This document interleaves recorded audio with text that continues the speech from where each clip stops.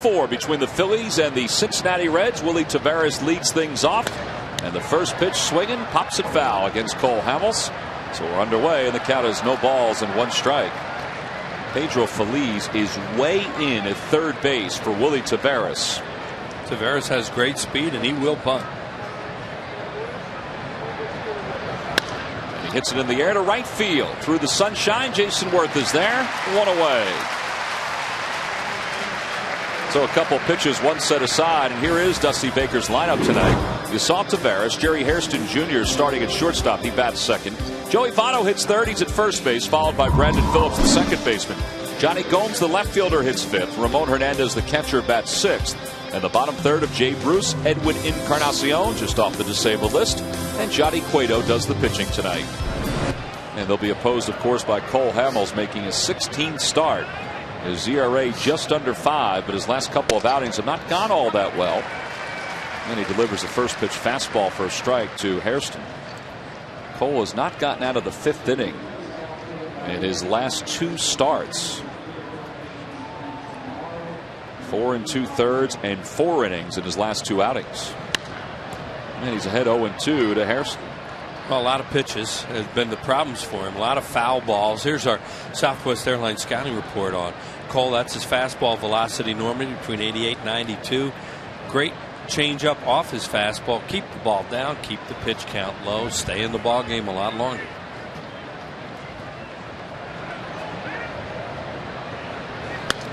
A lot of the issues that Cole has had over the last 2 starts have been when he has 2 strikes against the hitter. For one reason or another, he's just having a tough time finishing off hitters and getting that strikeout. Well, a lot of times he pitches away so much, they kind of stay out there and they're able to foul pitches off. And, pitching inside a little more can help him. Line drive down the left field line. That's a foul ball. He broke his bat, the top of the bat, went out toward the third base coach's box. Well, Cole Hamels threw a broken bat home run this year to Mark Teixeira at Yankee Stadium. The bat broke in half just like that, and the ball wound up in the seats. Here's a look at it, and it just goes foul. Oh, what, 2-3 inches maybe. Yeah, Dale Scott, who's the crew chief of this umpiring crew, was right on it. And now Hairston will get a new piece of wood. Here's Dale Scott. Jerry Meals is behind the plate. Fanatic had something going with him before the ball game. Mike DeMuro's at first, and Ron Culpa is over at second base.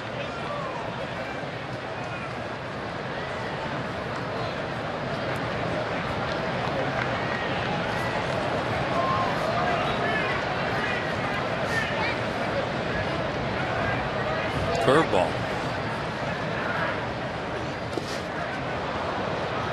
And it's 1 ball and 2 strikes. Well, he didn't mean, I don't think, for that thing to come way inside like that, but that's not a bad idea. To just, you see what happened to Hairston there. To jump out of the way, move his feet, and that'll get him off that pitch away so much. See, the largest increase in ERA from 2008 to 2009, and Cole is third behind Jamie Moyer and Ricky Nolasco. In the air to shallow right center field. Shane Victorino doesn't have too far to travel. 2 fly ball outs for Hamels here in the first. And he had a reach for that pitch right there after that pitch in. It worked out for him. Time now for our Key State Chrysler Jeep keys to tonight's ball game. It is so nice here. Gee, it's hard to believe it's July, how beautiful it is at Citizens Bank Park. Well, Hamels needs a good outing, and he's had real good success against this team. The Reds are a 500 team. They have really good pitching, a little power, some speed, but for the most part, they're a pitching team. Joey Votto is the batter. Last time the Phillies faced the Reds, they did not see Joey Votto. Now watch, he had come in on a curveball on the pitch before that. Now he goes away with a changeup, and look at Hairston have to reach. And the more he'll pitch inside with some pitches, he will get them off those pitches away, and you won't see as many foul balls, I don't think. Votto riding an 8-game hitting streak. Since he came back off the disabled list, he's hitting .380 for the Reds. And he pulls that one toward the hole, and that's it to right field, a base hit. So it's a 9-game hitting streak for Joey Votto. And he's now hitting .400 against left-handers. He stood right on top of home plate. We're going to mention it after if he had taken that pitch or fouled it off. right on top of the plate, and he takes away the outside corner. He's fearless the way he stands there, and look how close he is to home plate. So that pitch, it was in the middle a little bit, but headed towards the outside corner, and he just hammered it. Joey Votto, who was dealing with an inner ear infection when the Phillies were last in Cincinnati, and then was on the disabled list with an anxiety disorder. He's missed a lot of time this year. Brandon Phillips is now the batter. Phillips takes one outside. Yeah, Hernandez, who's catching tonight, played first base against the Phillies in that series in Cincinnati because of the problems of Joey Votto, who's just a tremendous hitter. And they have two of the best young left-handed hitters in the game in Votto and Bruce.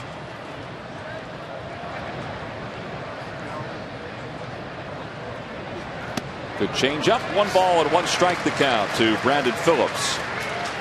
Brandon Phillips is a buggy whipper up there. He's right down on the end of a skinny handled bat, and he tries to hit him as far as he can. He had a long one against the Phillies in Cincinnati, but look how thin the handle is on that bat and the way he buggy whips. He's not looking for singles. Spread out.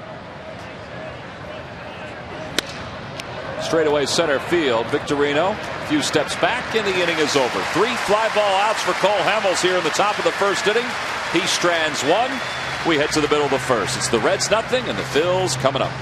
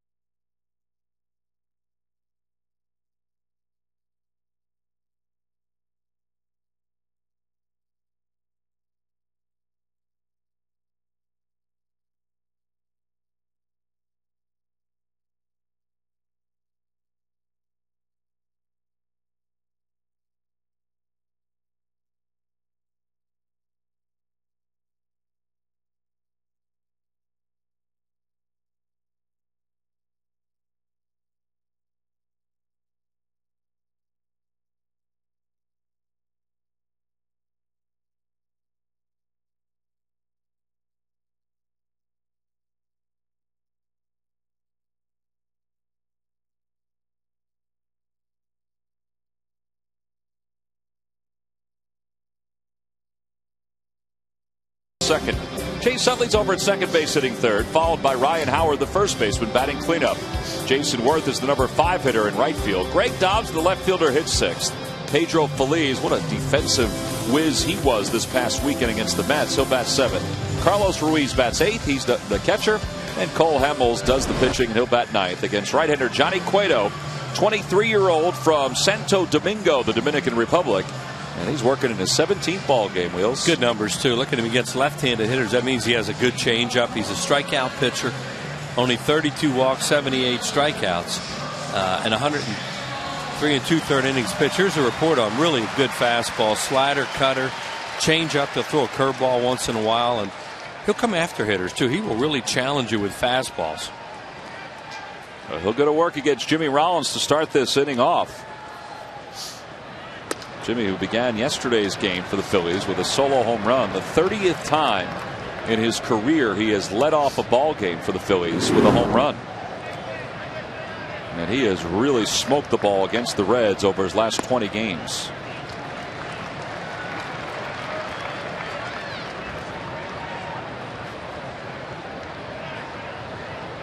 Five for 11 in the series against the Mets with a home run and 5 RBIs. And he's ahead 3 balls and no strikes here against Cueto. Here's yesterday's second pitch of the game. Fastball from Johan Santana. Bang. Home run. And that was big to get off to a 1-0 lead against that guy. Well, it was only the 3rd time, according to Elias Sports Bureau, that the Phillies won a 2-0 game with 2 solo home runs. How about one of those games? Wino hit one of the home runs. Bobby Wine. Oh, I should say 3rd time since 1950. Yeah, it was off Warren's spot. Yeah, Alex Johnson and Bobby Wine both homered against Spahn. And in '77, Phillies did it against the Cardinals as Rollins works out a leadoff walk here in the bottom of the first. Good job by Jimmy Rollins. You know, when you're seeing the ball as well as he is right now, he'll get a few more walks too, or he'll at least run deep counts where he'll give himself pitches to hit. So he's aboard, and let's see if he finds something he likes against Johnny Cueto with Victorino at the plate.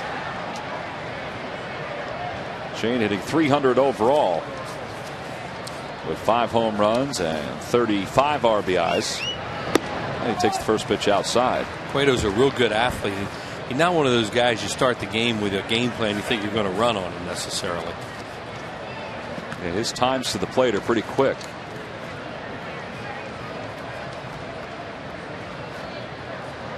Well, he's come out pumping fastballs to the first 2 hitters. He has a good changeup that he can run out after a while. Hernandez thought Jimmy was going. The count 1 ball and 1 strike. Well, that was the first real breaking ball he's thrown. Fastballs, cutters, and that was some kind of a breakable, either curve or slider. There's the largest decrease in earned run average, and Johnny Cueto 2.12. And Kevin Millwood leads the way at 2.27. And that one's in the air, deep to right field. Moving back is Bruce. That one is gone. 2-run home run for Shane Victorino. A bullet out of the yard, and the Phillies, for the 4th consecutive game, take the lead in the first inning here at Citizens Bank Park. It's a great way to play baseball. One of the reasons is, too, is their pitcher goes out and shuts down the opposition in the first inning. You come in feeling good about things, bang, jump off to a lead. A lot of fastballs. That pitch was supposed to be in, and you saw where it was. Tailed right out over the middle of the plate, and as Tom described it, a line drive home run for the guy the Phillies hope will be voted onto the All-Star team, Shane Victorino. 6 home runs now for Victorino. The Phillies lead it 2-0 here in the bottom of the first. And Lucky McDonald's Phillies home run jackpot contestant was Betty Jones of Newark, Delaware. And Betty, you've just won $100 thanks to that guy right there. And McDonald's introducing McCafe coffees at McDonald's, a new line of lattes, mochas, and cappuccinos. Well, that is the 13th home run allowed by Cueto. Well, we said everybody's trying to get Shane into the All-Star game, including the ball girls who are wearing their Hawaiian attire. And it's a pretty good feeling right now at the ballpark. Well, I'm telling you, there's something about getting them out in the first inning. I agree. You know, because when the pitcher gives up runs, your pitcher at home gives up runs at a slow top of the first inning, it gets everybody's head down right out of the chute. Doesn't mean you're going to lose the game or have a bad game, but it doesn't help. And the pitchers have been doing a great job in the last few games of getting them out, and now these guys come in and get runs right away. And again, it begins with Jimmy Rollins leading the first inning off with a walk. Sure. Kind of opened things up for that guy. Got Cueto into the stretch. A little bit worried about him running. Grooved the fastball 2-0. How about the top of the order? Those 2 guys on this homestand are 12 for now 26. Well, it's a lot better than those numbers we were given for them in Atlanta. That's true. Yeah, the 2 had combined for what, 6 hits against the Braves this year? All year. That was up until that last game. Right.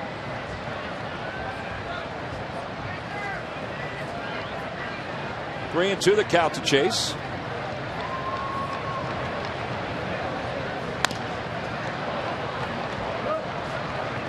Cueto's thrown a lot of fastballs and cutters so far. His fastball, the top velocity so far has been 91. That's unusual. This guy can throw the ball 94, 5, 6 miles per hour. Maybe just trying to get loose.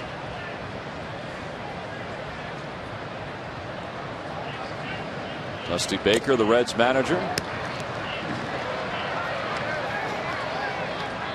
There he got one to 94. Dusty's got himself a pretty good pitching staff this year. And a lot of it is because Cueto is 4th in the league in ERA at 2.69. It's without Edison Volquez, right, too, who was really good last year but has been injured this season. So that back problem, that was the last time we saw him. Chase again fighting one pitch after another off, and the count remains full 3-2. It's another cutter. He's not using his changeup. You know, we've seen him use his changeup before. And there's Bronson Arroyo, got hit around yesterday by the Cardinals, but he can crank up a good game. The guy tomorrow night, Aaron Harang, pitched a really good game against the Phillies out in Cincinnati. It's all begun because of Shane Victorino's 2-run home run here in the first inning. And Chase is called out on strikes. Another fastball from Cueto. It's almost as if Chase was looking for a changeup, and he got a fastball. Yeah, and sure tough to do when you have 2 strikes on you. Time now for our Geico quote of the day. And it comes from Ryan Howard on making the All-Star game. I'm definitely psyched. This is great. It's an honor to be selected to the team and be able to go and actually participate in your hometown. I don't know if words can actually describe it. 15 minutes could save you 15% on car insurance. Visit us at geico.com or call 800-947-AUTO. Well, Ryan, who was not homered in 45 ABs, stands in against Cueto, and he's ahead 1-0. Talking to Ryan yesterday, he said, you know, with all the good first basemen in the league, you know, he wasn't sure if he would make it. Well, you know what? If Charlie Manuel's not managing the All-Star team, he may not have. Well, that's true. And Charlie was determined to figure out a way to get him. There's one of those good first basemen, too, Votto. Charlie was determined to get him on the All-Star team. He felt he deserved it, number one. But he wanted his guy on the All-Star team, especially going back home to St. Louis. And it worked out, and Ryan is very appreciative. Well, walking out with Ryan yesterday out of the ballpark, he talked about all of the guys that are going to join him at first base, including Pujols, Fielder, and Gonzalez, who will be in that home run derby. And he also talked about Derek Lee, Lance Berkman. He said, honestly, you could have gone with any of the 6 guys that are in the top of all these offensive categories. And you know, if you want, you can throw Votto in there, too, although he's missed a lot of time this year. Yeah, well, a lot of it, as we said, is because of that guy we just showed. Line drive caught by Encarnacion. Little spinner out to shortstop. Encarnacion, the third baseman, swung over there, made the grab. 2 outs. Well, Ryan has all that room on the left side, and you got to pitch away. Hit a bullet, hammered it towards left field. There's the third baseman playing shortstop.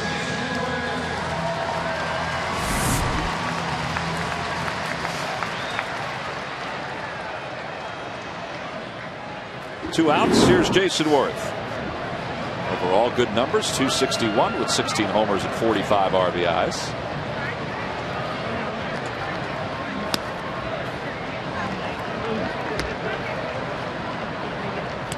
Jason has struggled against the Reds during his career. I was surprised to see 1 for 24 lifetime against Cincinnati. Well, they have some really good right-handed pitching, and that's probably the reason why.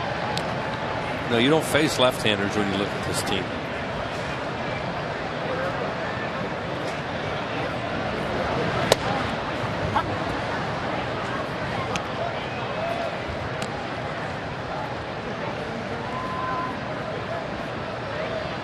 A lot of those balls that Cueto threw, you see 13, were to the first 2 hitters. And Jason rips one to center field. Coming on is the center fielder Tavares. He can't get it. Lays it on the hop.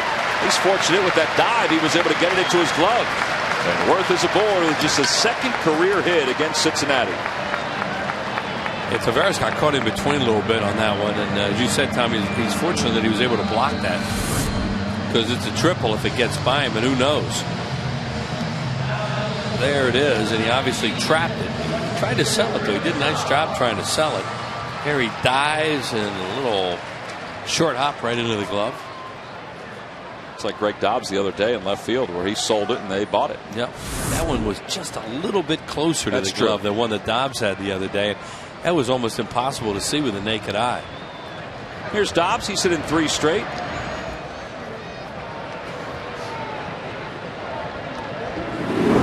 Raised his batting average up to 244. Didn't make Cueto work like this in the first inning. It started with Jimmy Rollins with a 6-pitch at bat and walking.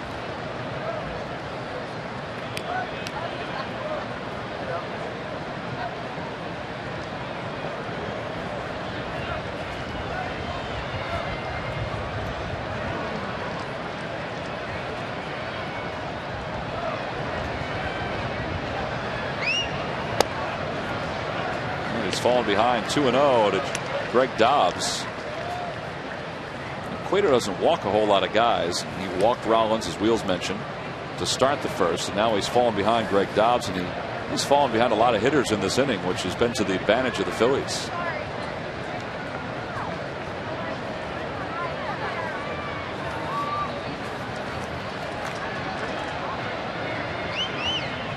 In the air to right field, it's deep. Going back is Bruce. That one is gone! A little deeper than Shane Victorino's, a little higher as well, but the same result. A 2-run home run, and the Philly fans ecstatic on this Monday night because the Phils have jumped out to a 4-0 lead.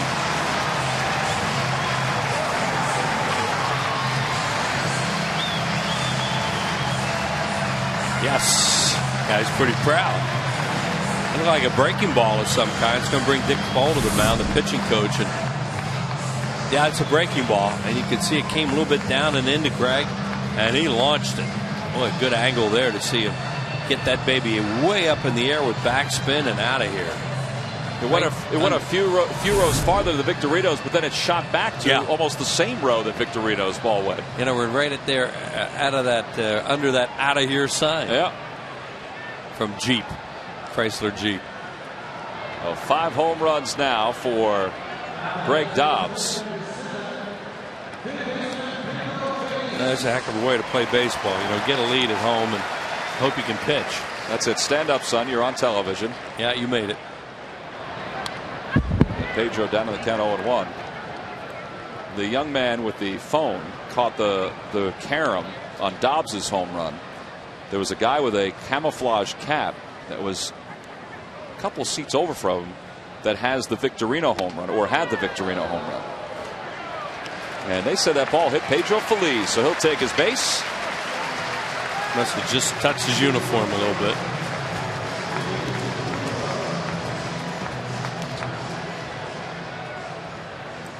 Oh, off to a real good start here tonight. Throw an inning on Johnny Cueto. What you like to do with a starting pitcher? Yep, just got his uniform a little. You can get a good starting pitcher like this guy and get him early, because they have a real good chance to settle down. Well, the 8th man at bat in this inning is Carlos Ruiz, and Carlos pops up a fastball out of play, and the count 0-1. We showed Cole Hamels at the beginning of this inning before we put the lineup up. We said he'd like to bat here in this inning. I didn't think we were serious about that. No. But he's in the on-deck circle. He got a shot at it. Surprised me so far about Cueto is he's not using his changeup, the left-handed hitter. So, you know, he's changed his style of pitching a little bit.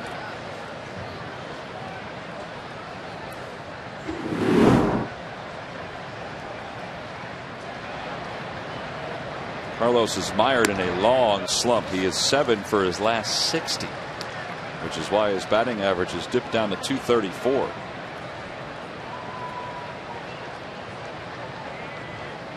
$35 pitches already for Cueto here in the first inning. That's a good sign for the Phillies.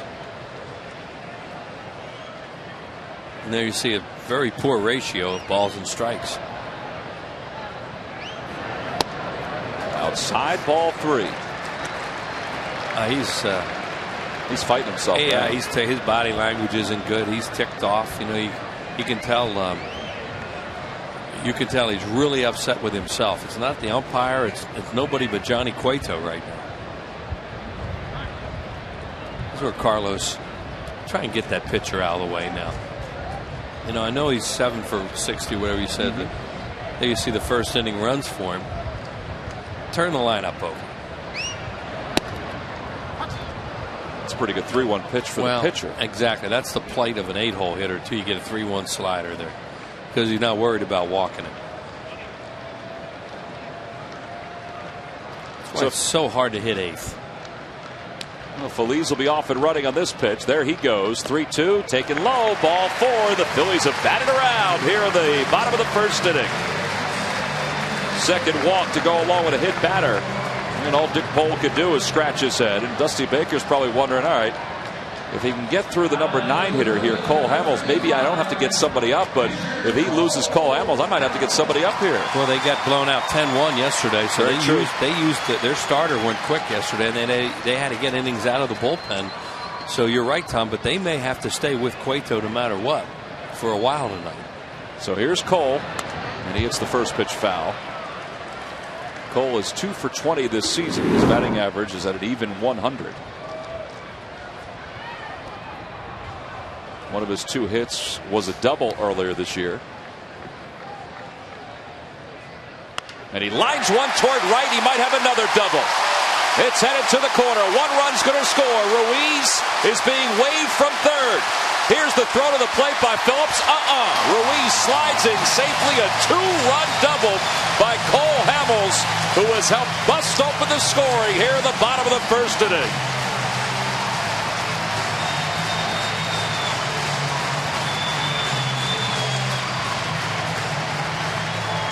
About as hard as Hamels can hit a ball. Beautiful swing. Yeah, that pitch was middle in on him. Man, just dropped the bat head on that baby. And Johnny Cueto is one shook up right-hander right now. He just cannot throw the ball where he wants. That was another cutter, it looked like. He just doesn't trust his fastball tonight. He's not using his changeup. Throwing a lot of fastballs and cutters, it looks like. And getting hurt big time.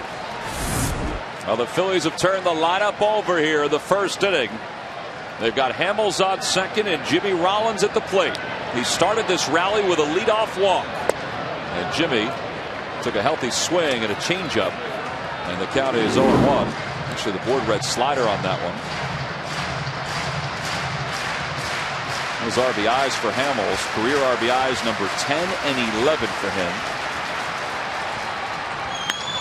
In the air to left center field. Taveras on the run. So is Gomes. They're back in the gap. They can't get it. A one hop off the top of the wall. Hamels is going to score, and the Phillies lead it 7-0.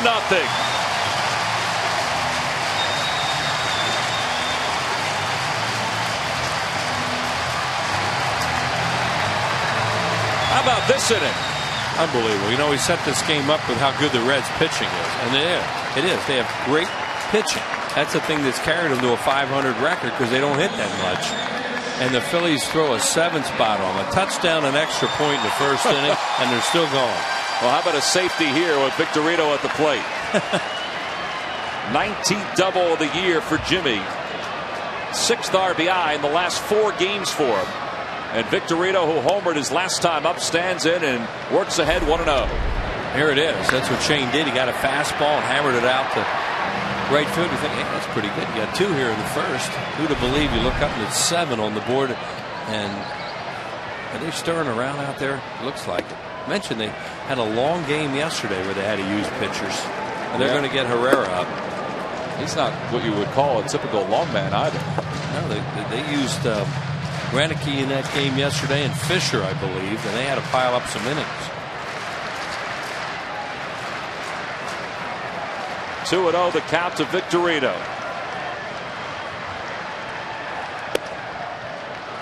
Cueto in his last outing pitched 6 innings of 1-hit ball. Threw a lot of pitches. He threw 108 pitches in 6 innings because he walked 4 and struck out 8, but only gave up 1 hit and no runs. Well, this is already the most runs he's given up in a game this year. And Victorino out in front of that one pulls it foul. In a game, this is the most he's given up. Well, this pitcher came into the game with a 2.69 earned run average in July, not missing his turn. You usually don't hit a guy like this hard. So the Phillies hopefully are getting a little bit warm here in the month of July. Be nice. And it's full 3-2 to Shane. He's slapping at the ball now when it comes back. There's Dusty Baker thinking, oh man, I don't want to have to go out there early tonight, but I don't know what I'm going to do if he keeps this up. Chase went down looking. He's hoping for another chance here in this first inning. And Victorino pulls it down the right field line. That is going to hook foul. I think he's seen the ball pretty good tonight. Sliders, cutters. Just doesn't have confidence in his fastball. Not using his changeup. It's just a very different Cueto than we've seen before. I think a very different Cueto than Dusty Baker has seen before too. Yeah. I mean, some nights a guy just doesn't have it, which is probably the case for Johnny Cueto tonight.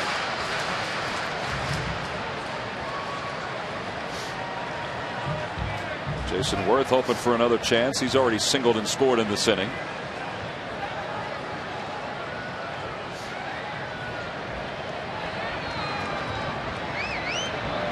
Ball 4, and the inning continues for the Phils. And Dusty Baker headed out to the mound. You figure he had 2 outs in this inning with 2 runs in, and then the blooper by Jason Worth, and then all heck broke loose, and that's it. Well, that's going to be it for Johnny Cueto. He doesn't get out of the first inning. He allows 7 runs on 5 hits in the inning. He's walked 3. He's hit a batter, and he has never been in this kind of territory before. He's going to get a very nice round of applause from the Phillies fans as he leaves the ball game. Daniel Ray Herrera is the new pitcher for the Reds. We'll tell you about him when we return.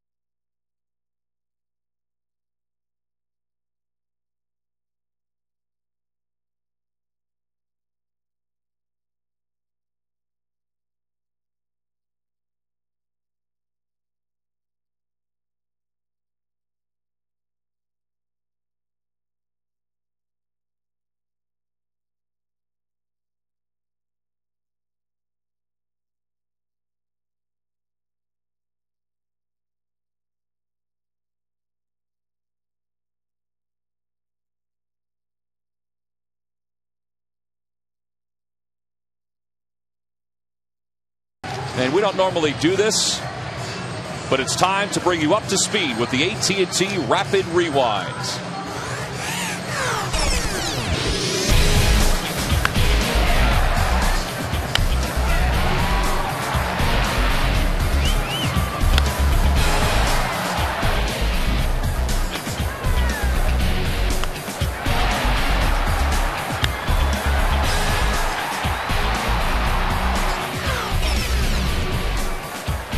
Well, that's the recap. AT&T, the nation's fastest 3G network. AT&T, your world delivered. Usually do that like around the 7th or 8th. 7th or 8th inning.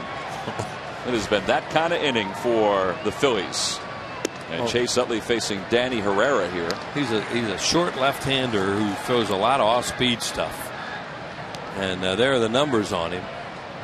More hits than innings pitched, 11 walks, 24 strikeouts. A lot of breaking. Well, he actually threw kind of a turnover fastball to right-handed hitters. Looks like a screwball. And it's even 1-1 to Chase, who went down looking on strikes his first time up. At that point, it looked like the inning was going to be pretty manageable for Johnny Cueto, and the Phillies were, in pretty good shape with a 2-0 lead, but they may not have thought at the time they would get more. Well, they've gotten 5 more. Well, this certainly ought to loosen up Hamels. And Cole helped himself, obviously.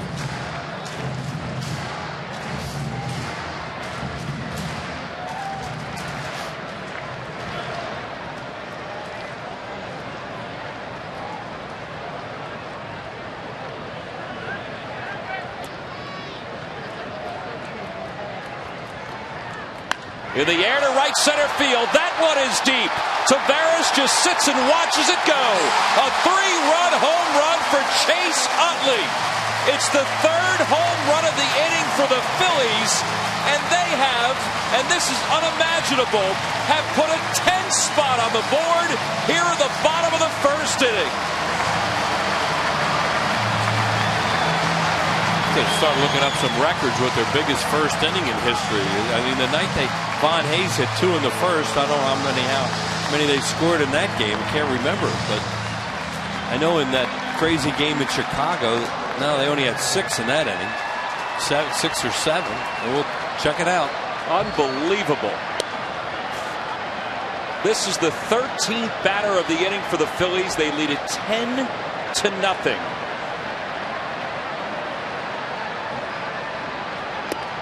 And it's 1 ball and 1 strike to Ryan Howard. And Dusty Baker, whose team gave up 10 runs yesterday, they have given up 10 runs in the 1st inning today. 2 of those are charged to Cueto to close out his line. Yep. 9 runs, all earned for Cueto in 2/3 of an inning. That'll hurt your ERA a little. Oh, man. Ryan lays off in the count, 2 balls and 2 strikes. Carl Graber, our statistician, is going to be very busy for the next inning or so. Well, the biggest inning in Phillies history is 13. 13 runs in 1 inning, and they, of course, will not do that now. Ryan Howard down looking on strikes, but you got to feel good about this 1st inning for the Phillies. They hit 3 home runs in the inning. It began with Victorino.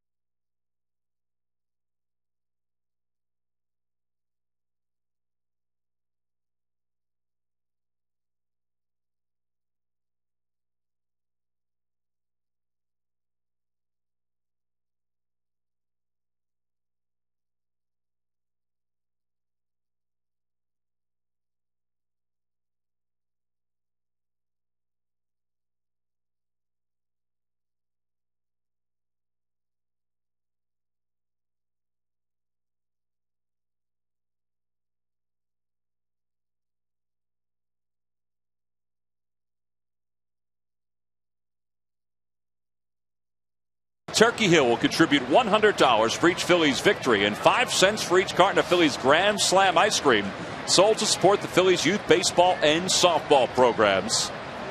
So far, the Phillies have won 42 games, and they lead this one 10-0 as we go to the top of the 2nd inning.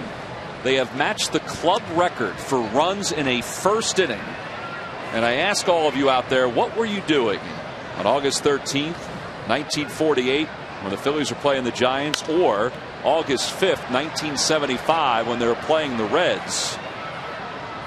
Or the final time before this, June 2nd, 2002, when they were facing the Montreal Expos, because that's the last time the Phillies scored 10 runs in a 1st inning. Saw 2 of those. You weren't around for the 48 game against the Giants? It's 3 years and 4 days old. Don't remember that one. That one just misses. It's 2-1 to Johnny Gomes to start the 2nd. The last opposition starter to go 2/3 of an inning against the Phillies was Mark Mulder, but he was hurt. I remember that game last year. It was here for the Cardinals. They had to take him out because he was struggling with an injury. That one's in the air to right field, and the Reds may have gotten themselves on the board. Well, they did. An opposite field home run for Johnny Gomes. That was a moonshot. That's his 5th home run of the year. He's strong.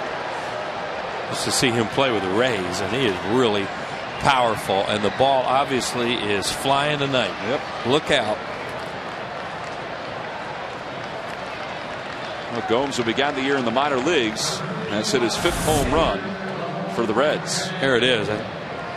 It's hard to tell from that angle. I think it was a fastball. And that went deep into the seats. An opposite field home run to right center. Or it didn't go into the seats. It bounced back out.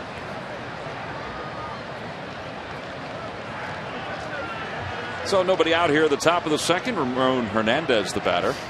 And he takes a pitch for a strike. It's 0-1. It's a game now. You think as a pitcher you have a 10-run lead and you got pitcher game.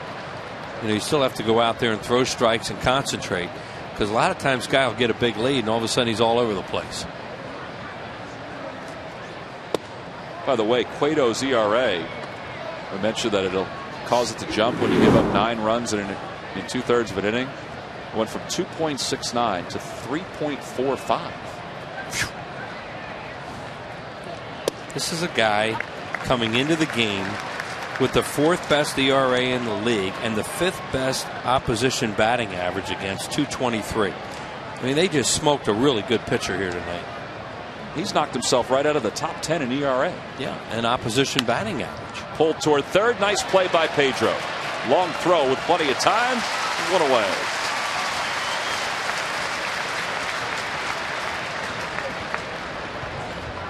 So 1 out here in the top of the second.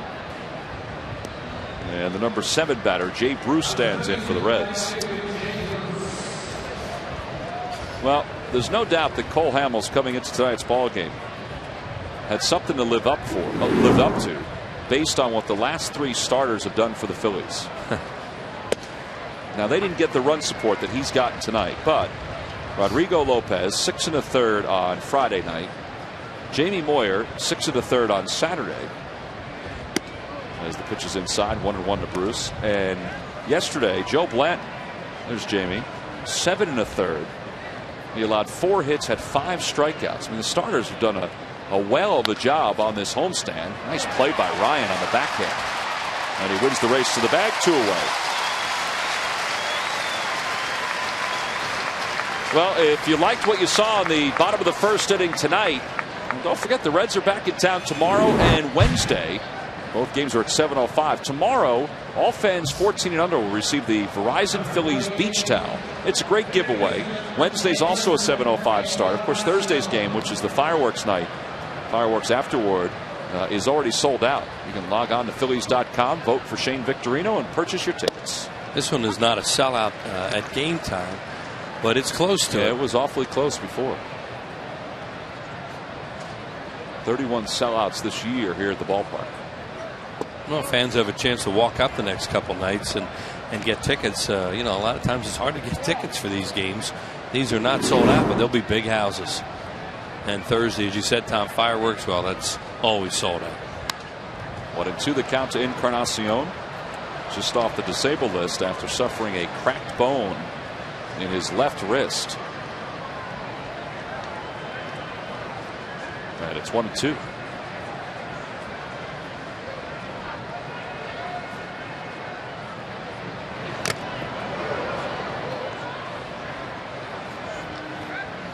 Check it out, Carlos. Yep. See if there's a dent or if anything's jarred loose there.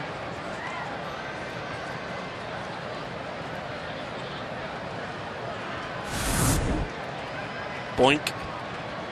Oof. Tough way to make a living back there behind home plate. They appeal the swing. No swing, says Mike DeMuro.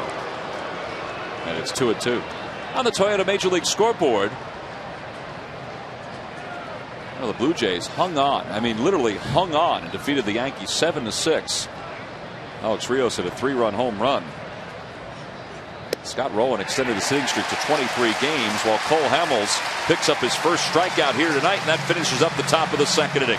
The Reds did get on the board, but Phillies are still on top by 9.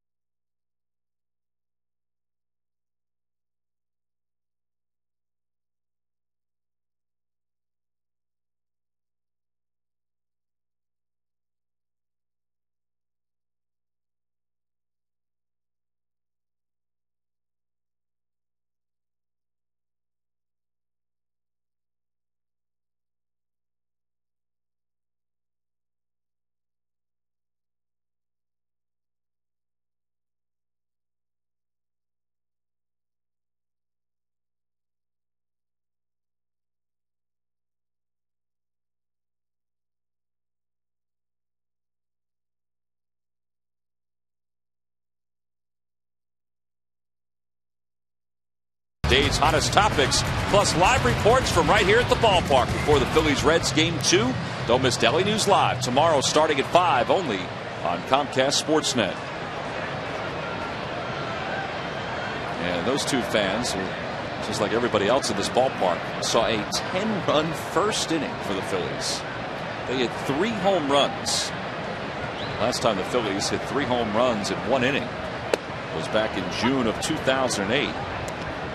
Utley, Howard, and Burrow went back to back with solo home runs, back to back to back with solo home runs. That was against the Cardinals. That was the last time they had 3 home runs in the first inning of the game. And the count 0-2 to Jason Worth.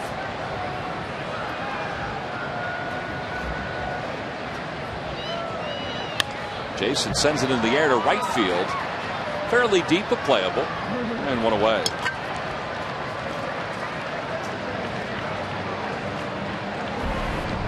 And now Greg Dobbs is the batter, and this is what he did in the first inning. Yeah, he got a breaking ball from Cueto, and Greg hit it way out to right center field. And, and he was looking pretty good at that point. Looking a little better after he hit that home run. And then it got even better. Well, Raul Ibanez, the Phillies hope, will be back sometime in the next few days. He was named a starter to this year's All-Star team, National League All-Star team. But whenever Raul comes back, his time away has been hard for the Phillies because he's such a great hitter. But lately, it's helped Greg Dobbs, and maybe that helps him as a pinch hitter off the bench. Should. Because he's gotten, as your point is, he's gotten a lot of at-bats recently. He's got his batting average up over 250. And we count 2-1 to him. Raul, by the way, played for the Reading Phillies today. They wound up losing their ball game. He was 0 for 2 with a walk, a run scored. He led off for the R-Phils. As Dobbs lines one to center, and he's got 2 hits. And it's a 1-out single here in the second. And Raul's going to play tomorrow for the Lehigh Valley Iron Pigs. Yeah, everybody around here just keeping their fingers crossed that everything works out. Getting back. I think it's a good sign that the Phillies have already announced that he's going to be at Lehigh Valley tomorrow. Yep. Everything went fine today, evidently. Pedro Feliz was hit by a pitch his first time up.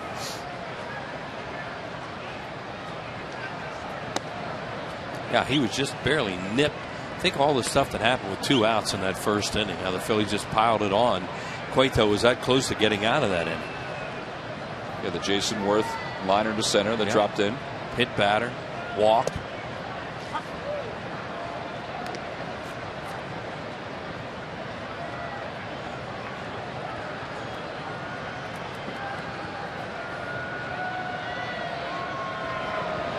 One pitch is lined to left center field. That's it for a base hit. Dobbs around second. He'll hold there. And the throw back, and he just does get back. So back-to-back singles now for the Phillies. And Pedro's aboard. That looked like that little screwball that he throws, a little turnover fastball, and kind of uses it as a changeup. Because you see, watch, see how it spins, and you can see Pedro just reach out and just kind of slap at it. He got out front, but it stayed elevated enough he was able to hit it.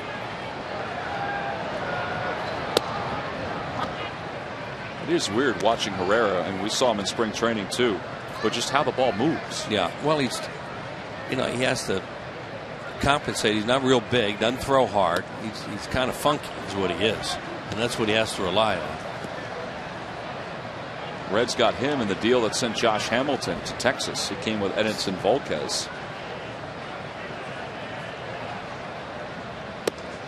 Kind of got that jockey look out there on the mound.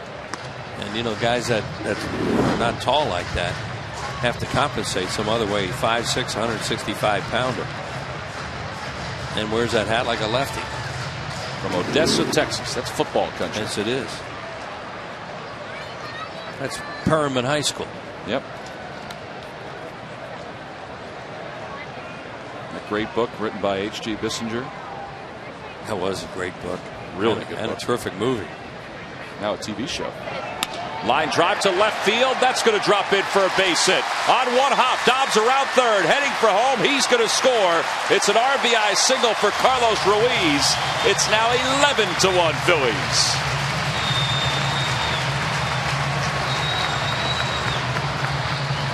Kind of summed it up, that shot at Dusty Baker.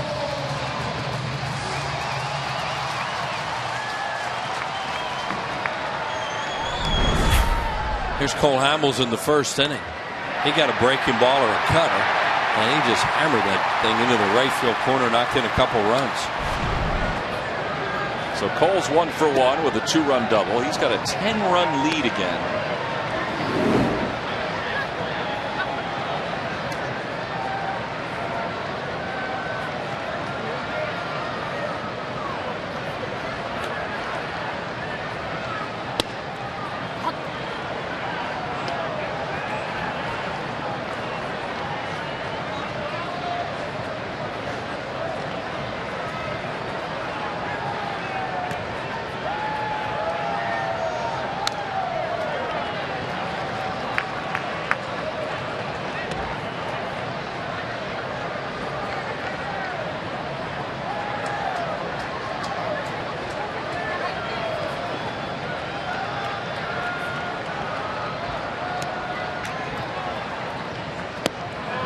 Is down on strikes. A 68-mile-an-hour screwball from Herrera.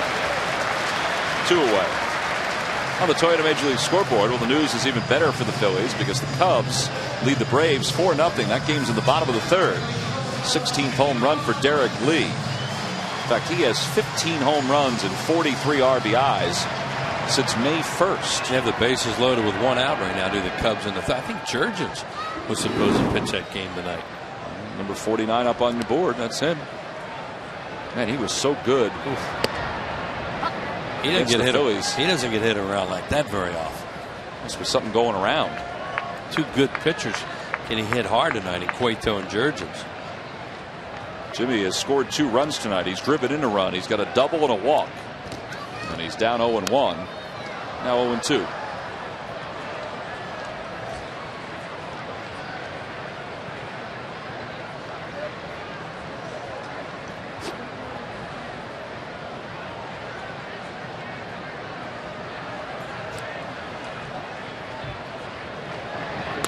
Jimmy off the end of the bat to left field. And the inning is over. So the Phillies settle for 1 more run. Here in the second inning, they get 3 base hits. They strand 2. We head to the third. It's 11-1 Phillies.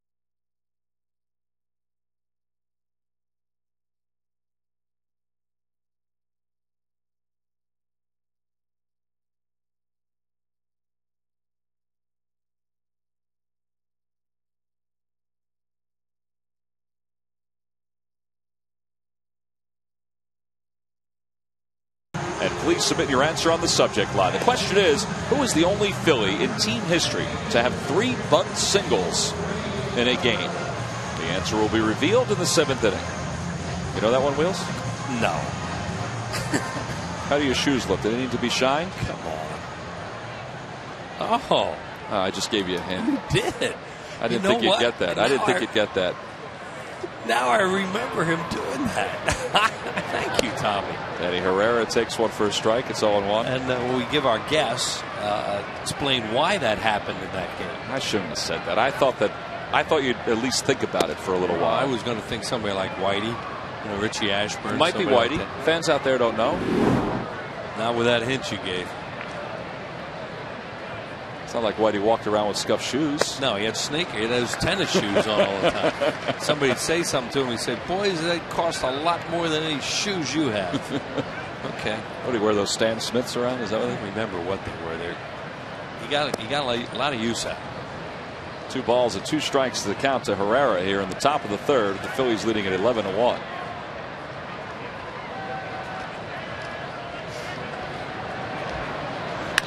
Chopper back toward the middle.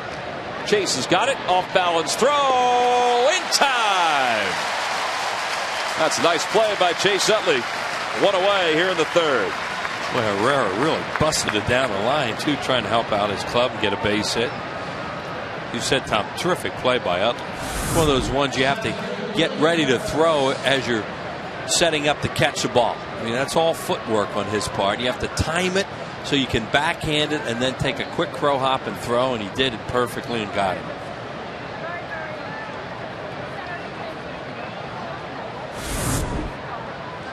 So with Chase's play, there's 1 out here in the top of the third. Willie Taveras the batter. And the count 1 ball and no strikes. Taveras flied out to right his first time up.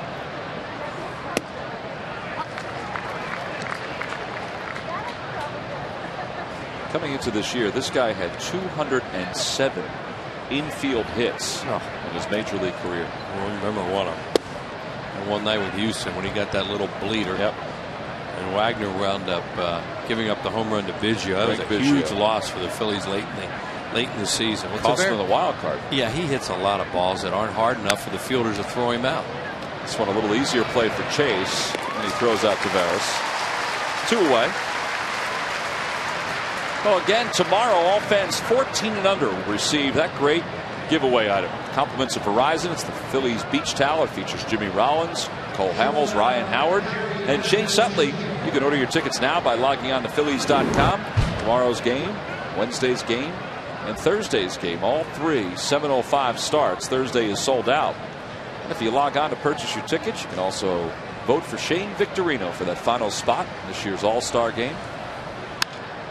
Hairston skies one to left. It's a really easy inning for Cole Hamels. 1, 2, 3 go the Reds. He's retired 6 straight. That's what a 10-run lead can do for you.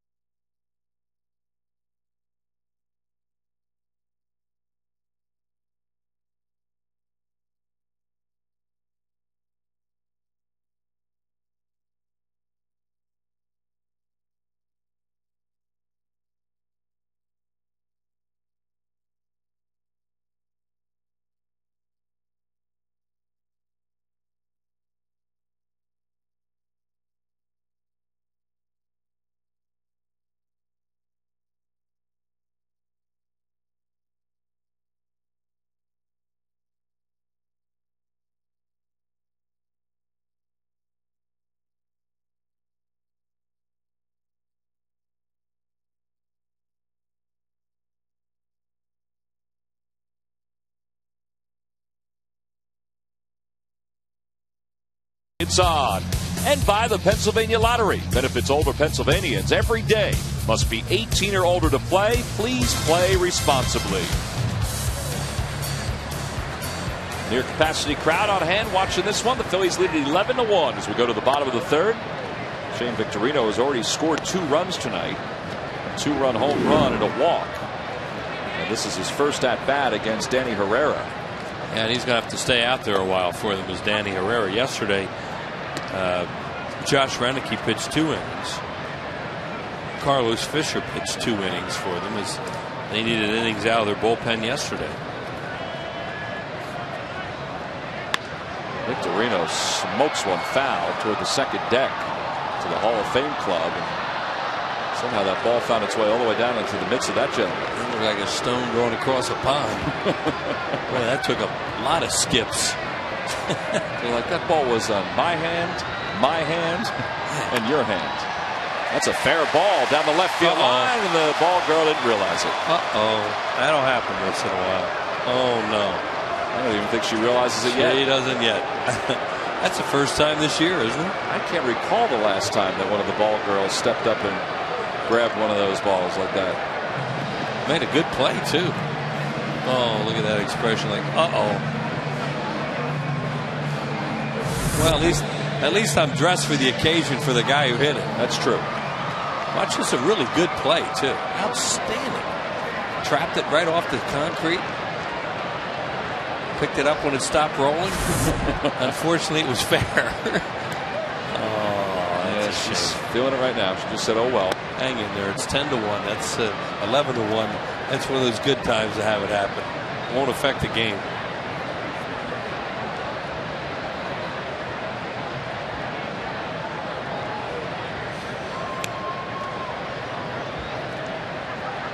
Chase off the hands, pops it foul behind home plate. And it's 1 ball and 1 strike to him. Chase with a 3-run home run his last time up. His 19th home run, 58th RBI. And here it is. Here's the home run. He hit it off Herrera to deep right center field, and that topped off that 10 spot. Talk about a touchdown extra point turned into a touchdown field goal first inning. Yeah, forget about the safety. 2-1 the count now to Chase. 4th time in Phil's history they had a 10-run first inning.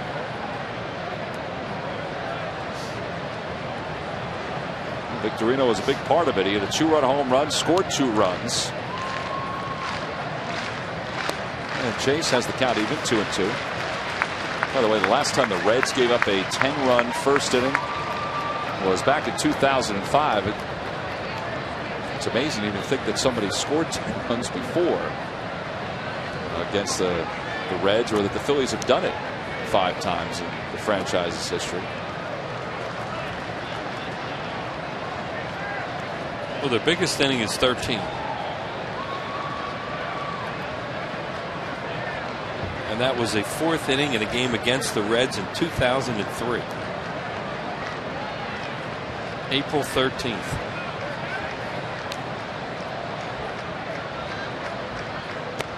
Ball 4, and Utley's aboard. And still nobody out here in the 3rd. First walk issued by Herrera. And Phillies have runners on 1st and 2nd now for Ryan. Nobody up in the Reds bullpen. This is one of those take one for the club situations for Daniel Herrera. I think Dusty Baker told him that when he gave him the baseball after he took out Cueto. It's a good point, Tom. Sometimes, you think they'll tell him that. Other times when you're a baseball player, you know it. You just understand, I got to be out there, and I'm going to stay out there. Ryan nubs one foul. But they may even have told him that before the game. Just be ready in case, we need somebody early tonight. And tonight with Cueto going, it was the last night. Well, not the last night because they have good starters, but one of the nights where Dusty Baker certainly didn't figure he was going to need a guy in the 1st inning.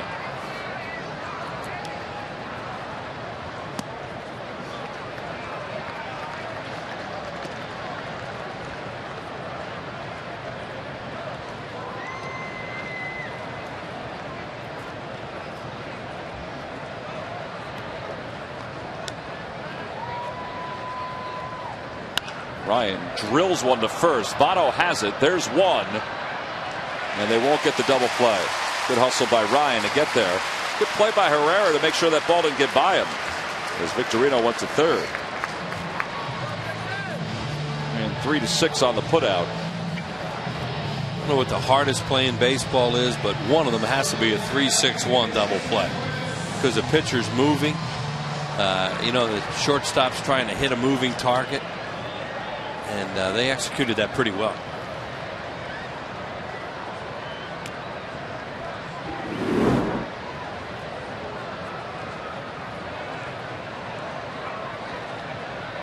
Worth is 1 for 2. He signaled and scored back in the first inning. And it's difficult to pinpoint one at bat in that inning that was the key at bat. You know, whether it be the hit by pitch to Feliz or Worth's base hit. I would imagine it has to be Worth's base hit. Yeah. The other one could be Hamill's 2-run double too. Well, Worth's base hit prolonged the inning. You know, got it going again after 2 outs, nobody on base. Cole wound up coming up to bat and getting a 2-run double. Yeah. But you had just got finished saying how he doesn't hit the Reds very well. Right. And he got a base hit.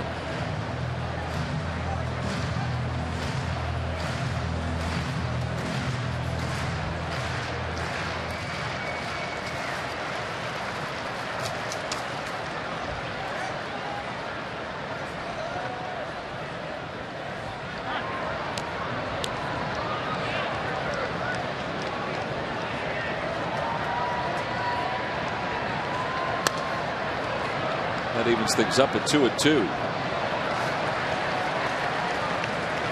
Well, it's time to take a look at our Firestone leaders, and with the 11 runs the Phillies have scored tonight, they have now broken the tie with the Colorado Rockies for the most runs in the National League. Firestone, a tradition of innovation. Well, the Marlins jumped up to the 5th spot in runs scored. And that'll find the railing. Marlins are on a road trip out west now. They open a 3-game series in San Francisco tonight. Have a day off Thursday. Play the weekend in Arizona. Yeah, they've got Matt Cain to deal with tonight. They are not going to get Lincecum though, so that's a break for them.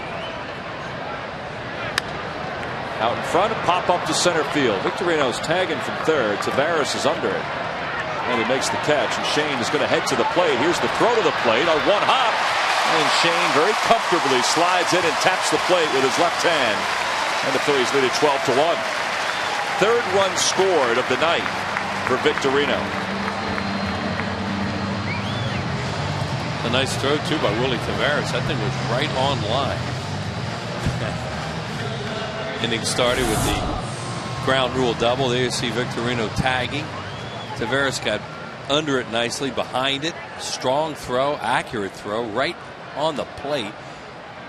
Hernandez out in front of the plate, though. I don't know.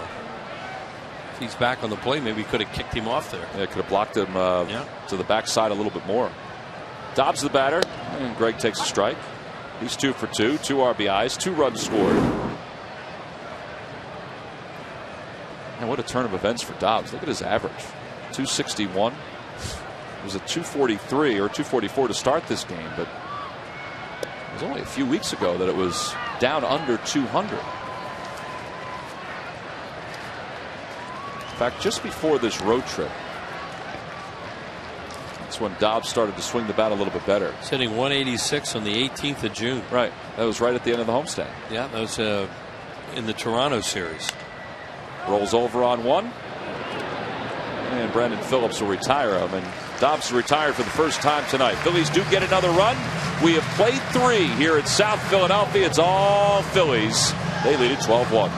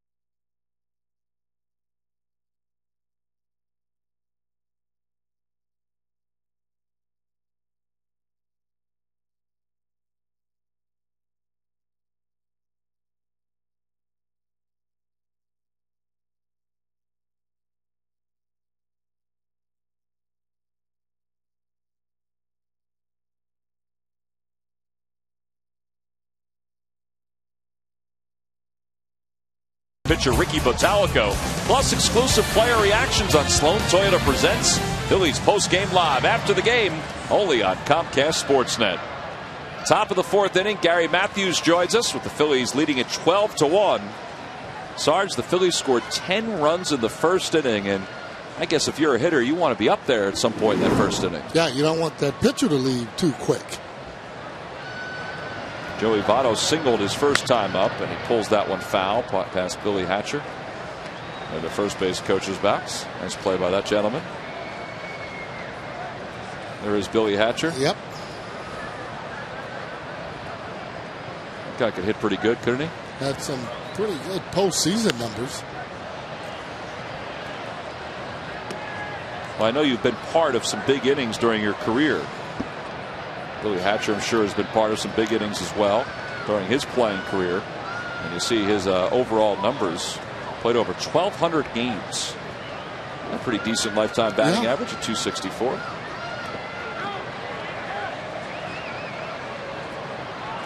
Dale Scott says that Votto held his swing. But what is that like, Sarge, when you're a hitter and your team is piling up runs like that? Well, you're feeling good. You can hardly wait to get up there. You're hoping that in a game like this, usually one person doesn't have a hit, and you hope that it's not you. Votto sends it the opposite way, and Greg has to go back a few steps and makes the catch. One away. Well, right now, it's Ryan Howard who is hitless for the Phillies, but everybody else, including Cole Hamels, has a base hit. Hamels had a 2-run double. Ryan, though, made a pretty nice defensive play in the top of the first inning for the Phillies. But there have been innings for major leaguers that just have gone out of control. For Johnny Cueto, that first inning just never seemed to get on track for him. Well, he came in really with a pretty good ERA, right at 2.69. Has jumped all the way up to 3.45. Hey, that's quite a bit, and only pitching those 2/3 of an inning, and just could not get on track. But this team can hit good pitching. When they start having good at bats and swinging at strikes, they're a tough team to beat. 0-2 the count. See where he's swinging, trying to hit the ball out of the ballpark. Another one of your better second basemen in the league.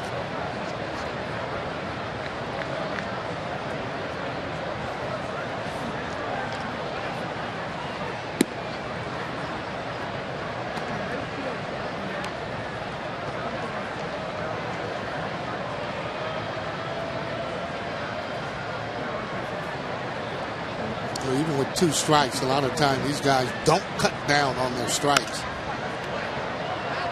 Well, I would think that when you're down 11, you're swinging for the fences right here. Well, on the contrary, I mean, you want to get hits. You want to get base hits, and the way to get back in the game, not by hitting home runs, by having base runners, walks, hits, doubles.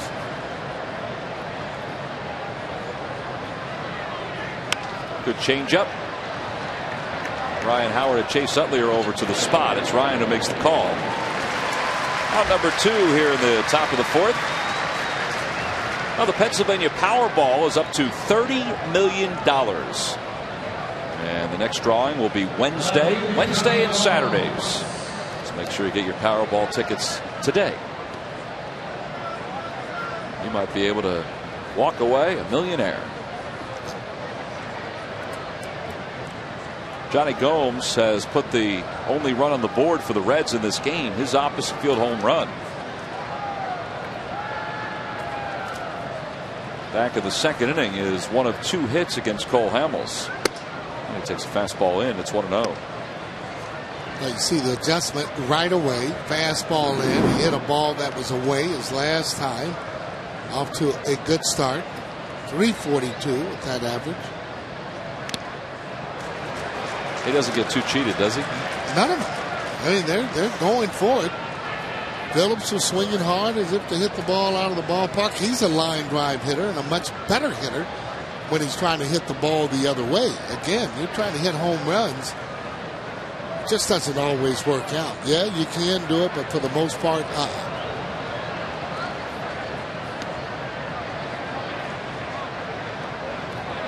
Yeah, these are one of the games, though, you want to see Cole Hamels to have a lot of runs so that he can kind of work on getting his confidence back.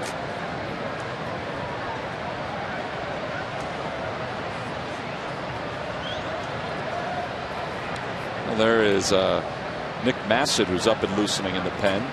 He's been throwing the last few minutes. And 2-2 the count to Gomes. Man, he just challenged him with some high heat.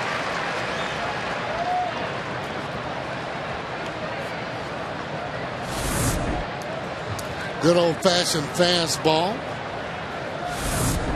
Throwing it right by him. Up and in. That's a good pitch.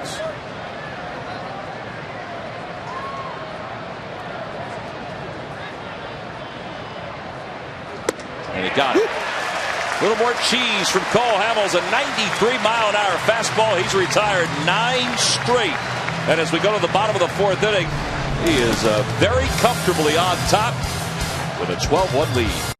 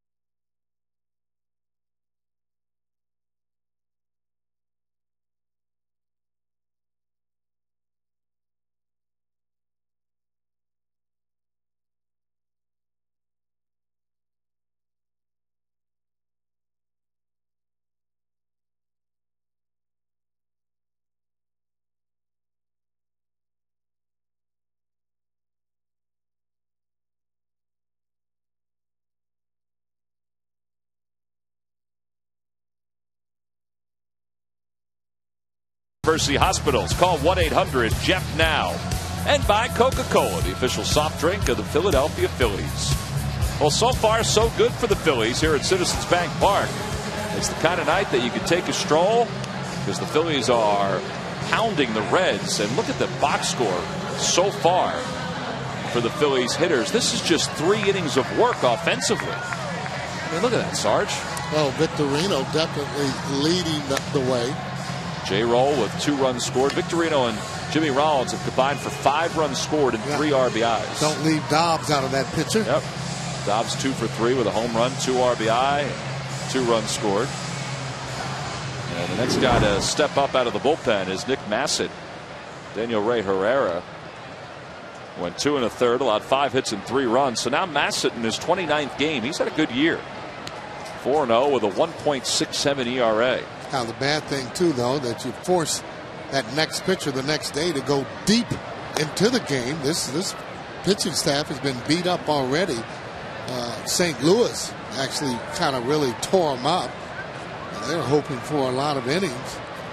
Well, yesterday they really had to rely on the bullpen. They got 2 innings from one guy, 2 innings from another guy. In fact, Carlos Fisher pitched 2, Josh Reneke pitched 2 because Bronson Arroyo got out of the game pretty early. Same with Cueto. 2-1 the count to Pedro. And there is that Reds bullpen. Reneke's to your left, Fisher's to your right. And whether they're used again tonight or not, well, that remains to be seen.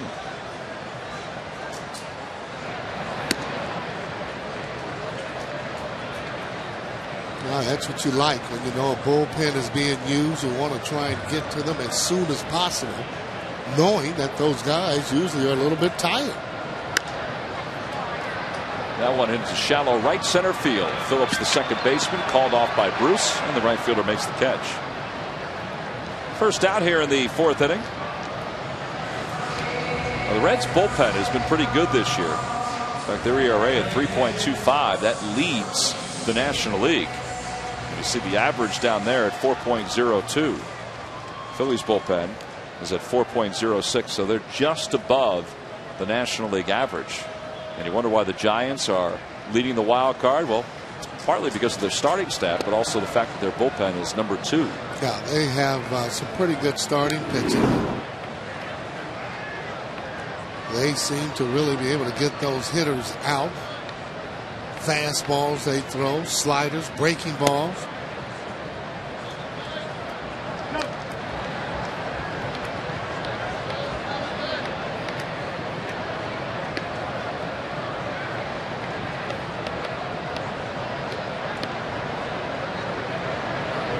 Back to the middle. Massett knocks it down. He has time with Ruiz running. And he's got 2 outs here in the 4th inning.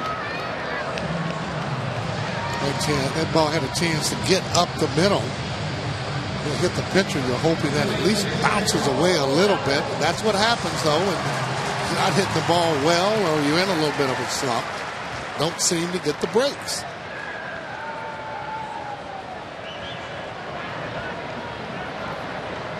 Here's Coles, 1 for 2. His 2-run double really helped open up the 1st inning for the Phillies. That was a good stroke. Beautiful swing. Yep. Oh. Phillies sent 13 batters to the plate in that inning to score the 10 runs. And it's 1 ball and 1 strike to Hamels.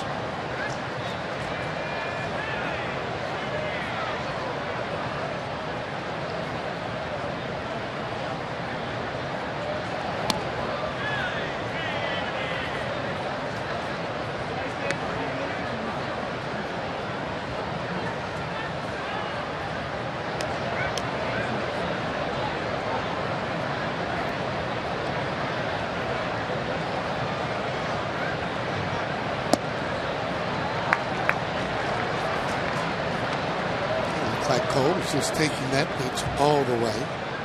Massive, pretty hard thrower, getting that fastball upwards of 95. And he takes it to the knees. 3-2 the count.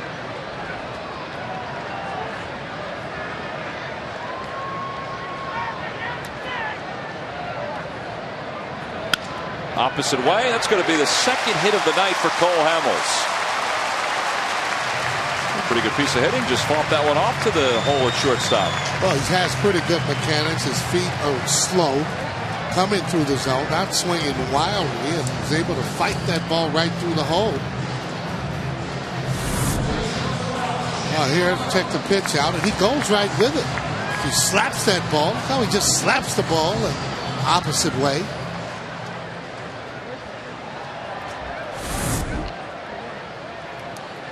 Well, Cole's got 2 hits. Ryan is 0 for 3. He's looking out thinking, hey, I want to get into this party a little bit. Oh, boy. And then after the pitcher has 2 hits, you're just feeling this just not fair.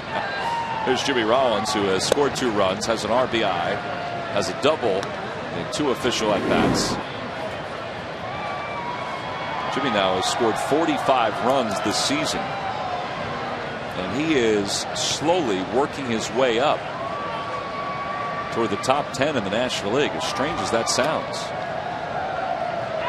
Yeah, he still has a chance to score those 100 runs, but he just got to get on more.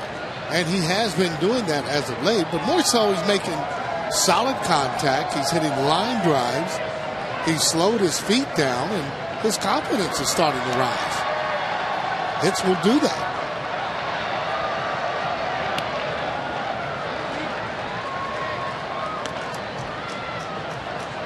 No, the one thing he talked about, however, that he wasn't going to let that affect him on defense, and he hasn't. He's been playing sound defense. You're an offensive player. You want to get hits, and you want to be able to contribute. Well, he's even the count up 2 balls and 2 strikes. As Davey's going to flip that one into the crowd. And see Jimmy's fielding percentage, just what Sarge was talking about. He leads all National Leaguers at .989. Pretty good National Leaguers, too. Hardy and Milwaukee doesn't get to as many balls as Jimmy. No. Tulowitzki's got one of the better arms in the league, if not the best shortstop arm.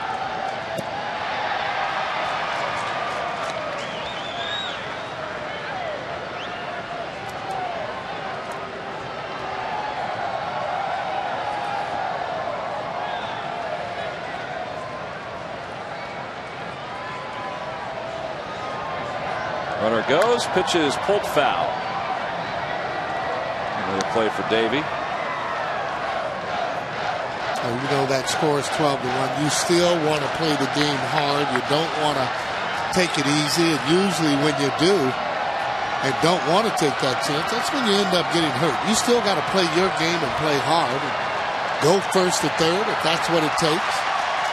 Cole goes again. There's ball 4, and Jimmy's walked for the second time in this game. And Sarge, I think you bring up a good point too, because there are some guys who have struggled for the Phillies offensively, like Jimmy Rollins, and a night like this, before he's taken out of the game, I mean, he can get 5 or 6 at bats to maybe continue what has been a good stretch. Yeah, and you want to keep getting hits, because when you're hot, you're feeling good. You get those hits, they're falling in.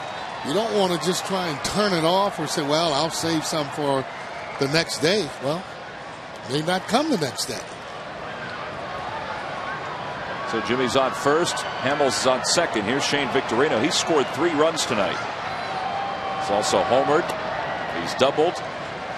And he's ahead 1 ball and no strikes here.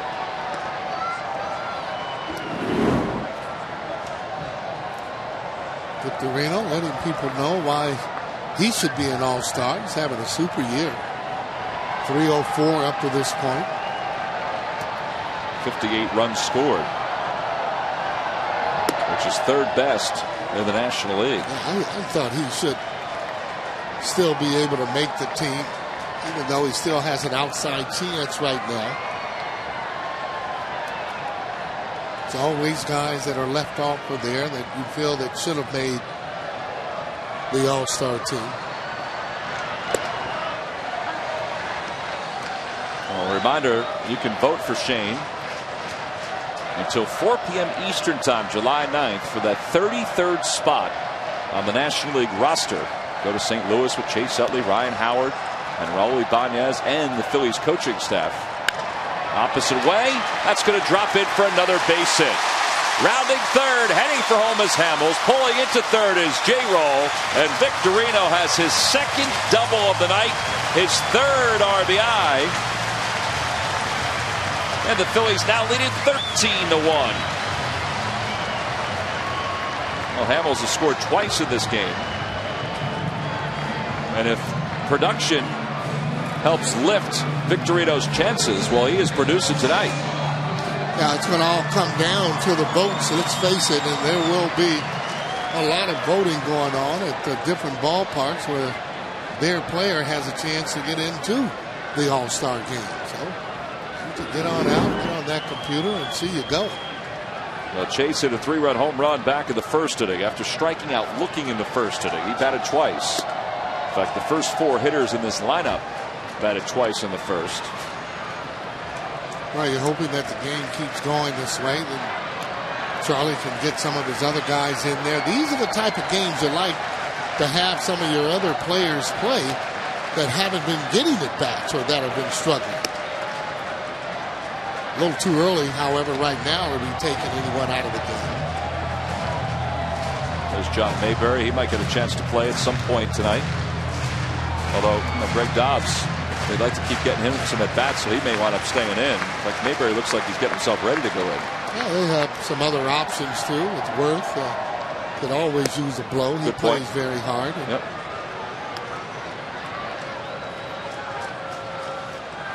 Well, we've seen him play some center field, but when you're swinging a bat like Victorino, the last thing you're thinking about is coming out of the game. 2-1 the count to Chase. And that's it for strike 2.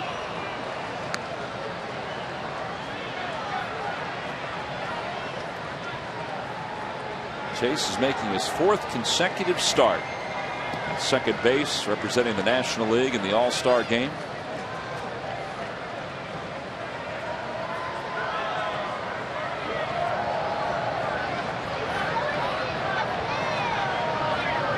Opposite way, off the end of the bat. Encarnacion with a belly flop and a throw, not in time. Another run scores. Wow.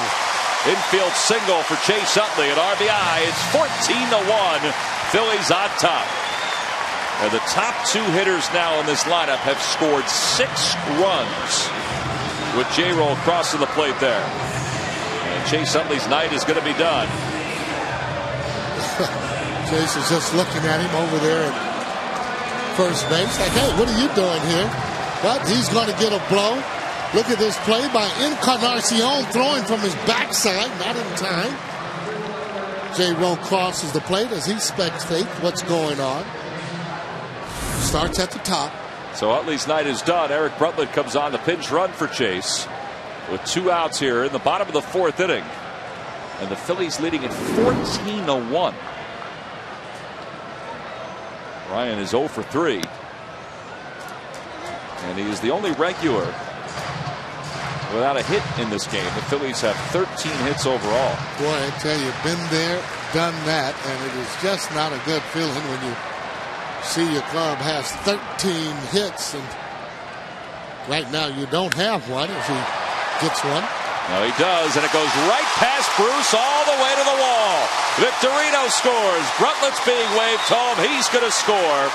Ryan Howard at second base, and the Phillies now lead it 16-1. Wow.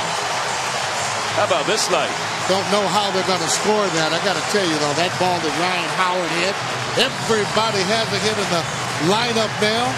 That ball was scorched as he's coming out of the game for Mayberry Jr. over there now at second base. Ryan will be feeling a lot better. Beverage will be a little bit colder. And the food's going to taste good. Well, he'll get at least 1 RBI as he is greeted by the fans over the dugout with a standing O. His night is done. John Mayberry's night just beginning. And the last game that the Phillies scored 15 or more runs was June of last year against the Cardinals. They scored 20 in that ball game. As Jason Worth is the batter.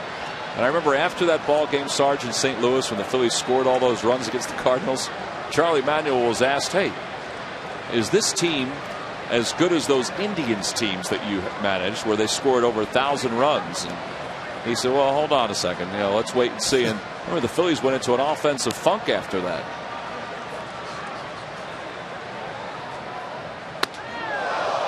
A high 1 ball and 1 strike to Jason Worth. Yeah, just a little bit of a purpose pitch. That's what usually happens when a pitcher's out there, or several of them, and giving up knocks.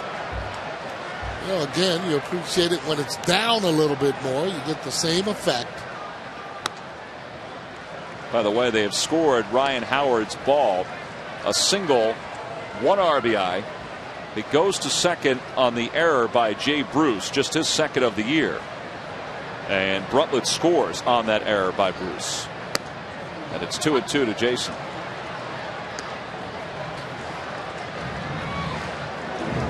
And he pitched in last night's ball game, but it looks like Carlos Fisher is going to pitch in tonight's game as well. Well, I tell you, it does tear down your bullpen when starters aren't able to go at least 5-6 innings.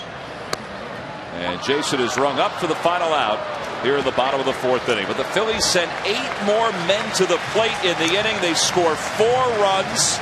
Chase Utley's night is done. He got an RBI in the inning. They lead it 6.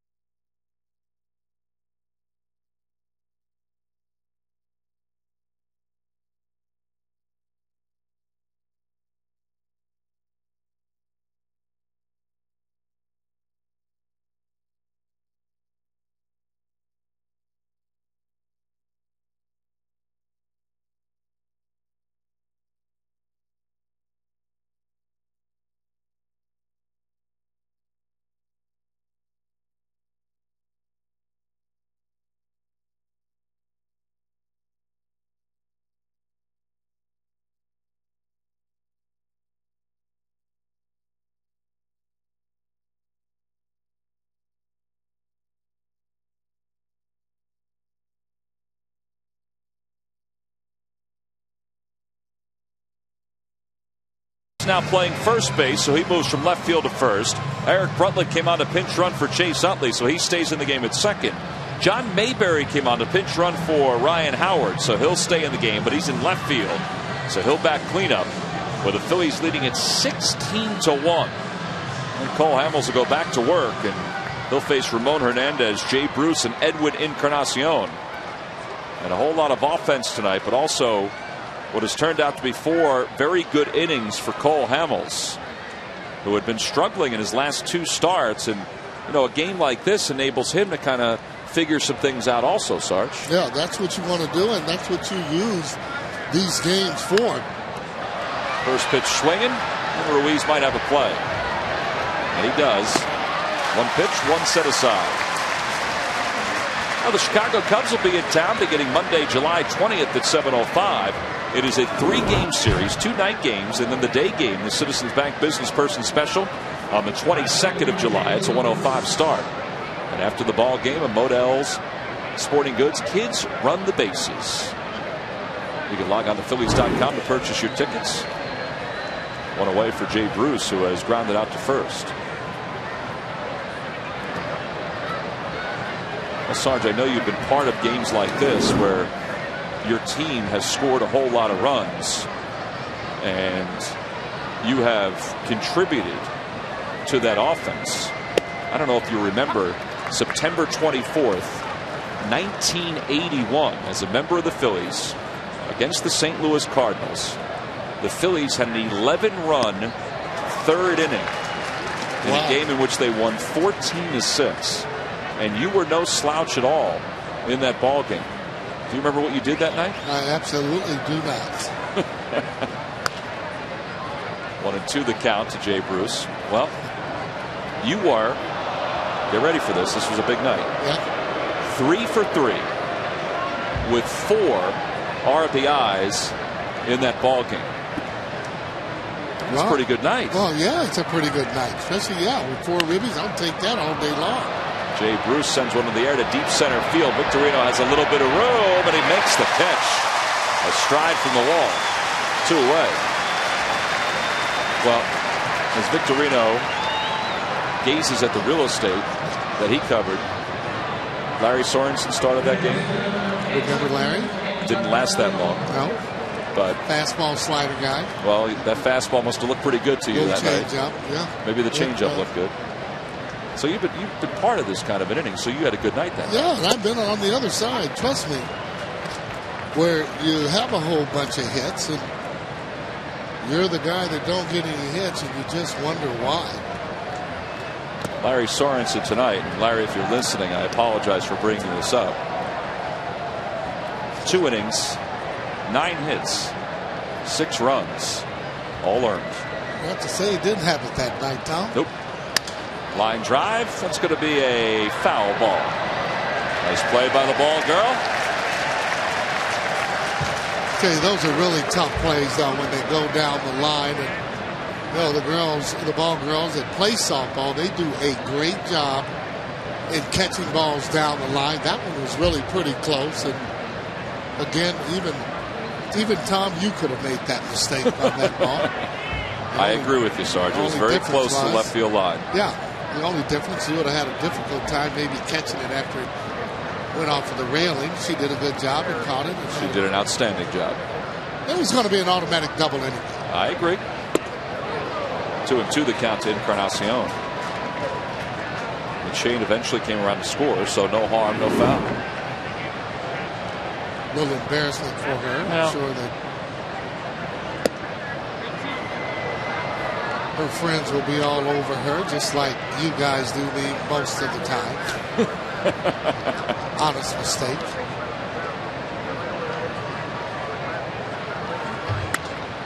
And Encarnacion's going to have a base hit here with 2 outs. He didn't hit the ball that hard, but he dumps it in front of John Mayberry. It is only the 3rd hit allowed by Cole tonight.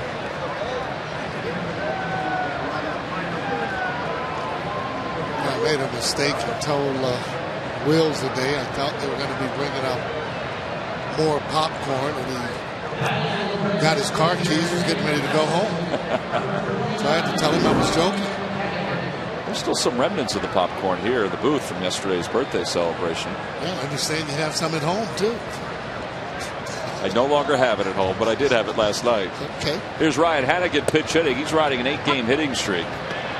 This guy has done a nice job leading a number of rookie categories in offense.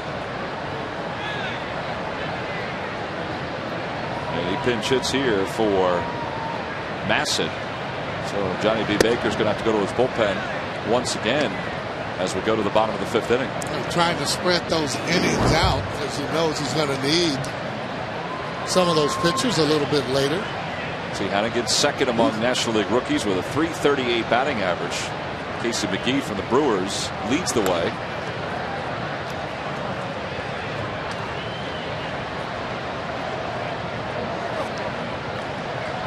Right off the end of the bat.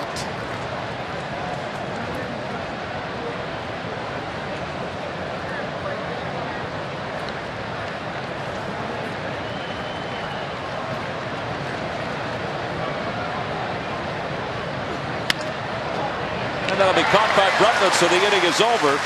Hamels allows a 2-out single. That's it. We've played 4.5, and the Phillies in total control, leading it by 15.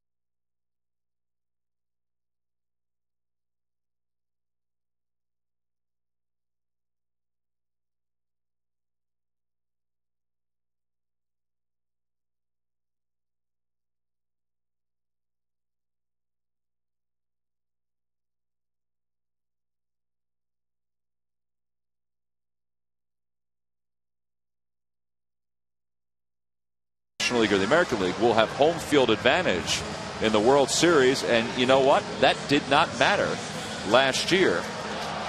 And we've seen a proposal here at the ballpark tonight, and now an announcement that those two, and congratulations, are just married and they're honeymooning here at Citizens Bank Park. Boy, you know, he got a good one. He got a diamond in the rough, being able to come to the game on the honeymoon. Not a lot of guys could get away with that. I mean, could you imagine saying, hey, listen, we're going to the game? On your honeymoon? Yes. No, I don't think so. Ryan Hannigan is the new catcher for the Reds, so he stays in the ball game. And Carlos Fisher will come on the pitch for the Reds. This is his 16th game. He pitched in last night's ball game. I will say this though: if I were to honeymoon in a major league city, I would somehow coax my bride to go to a game on one of the nights. You don't think that would fly? Nope. Sure don't. Greg Dobbs, who is 2 for 3 with a 2-run home run, a single. He has scored 2. He digs in here in the 5th inning.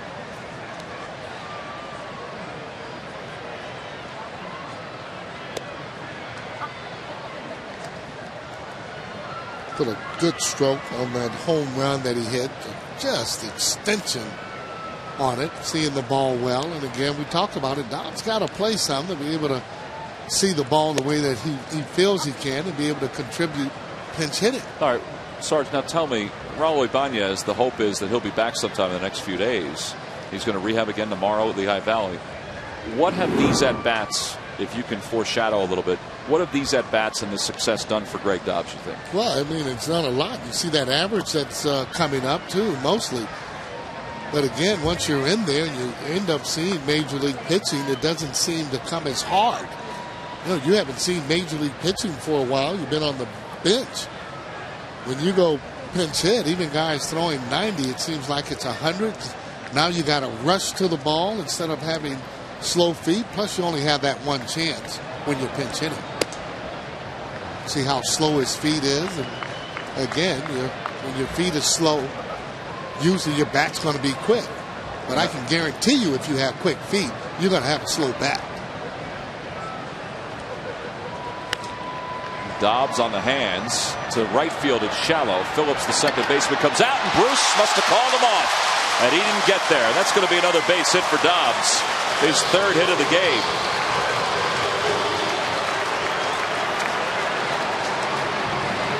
And he'll take it, because I'm sure there are some at-bats early in the season as a pinch hitter that he felt should have got his way, including that ball that he thought was fair against the Red Sox that was called foul. Bruce calling the ball all the way.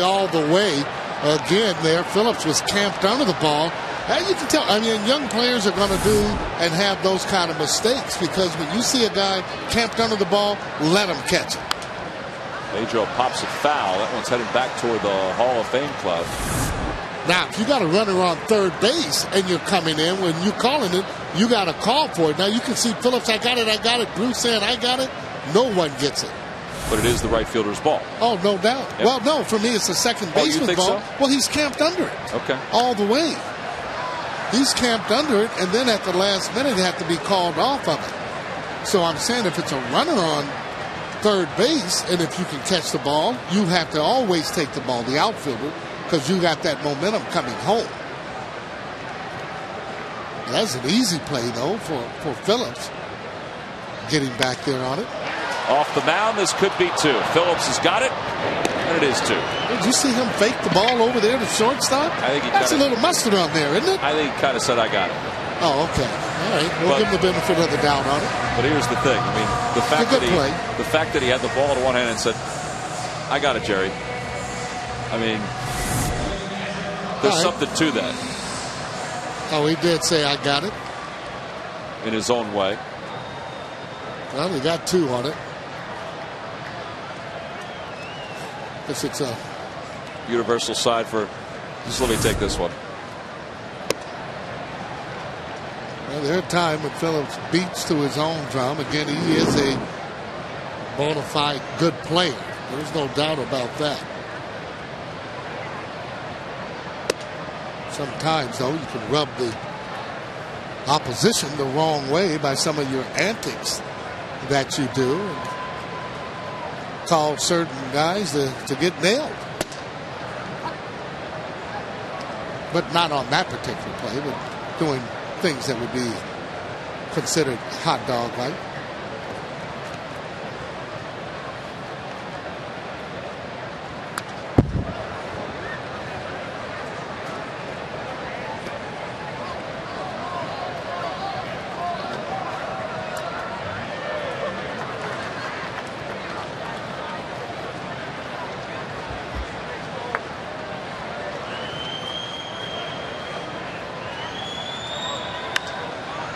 Sends one to the air to right center field. Bruce this time calls off the center fielder Tavares. An easy play on a tough night for him, and the inning is over. So the Phillies get a base hit, but the double play wipes that away. We have played 5 here in Philadelphia.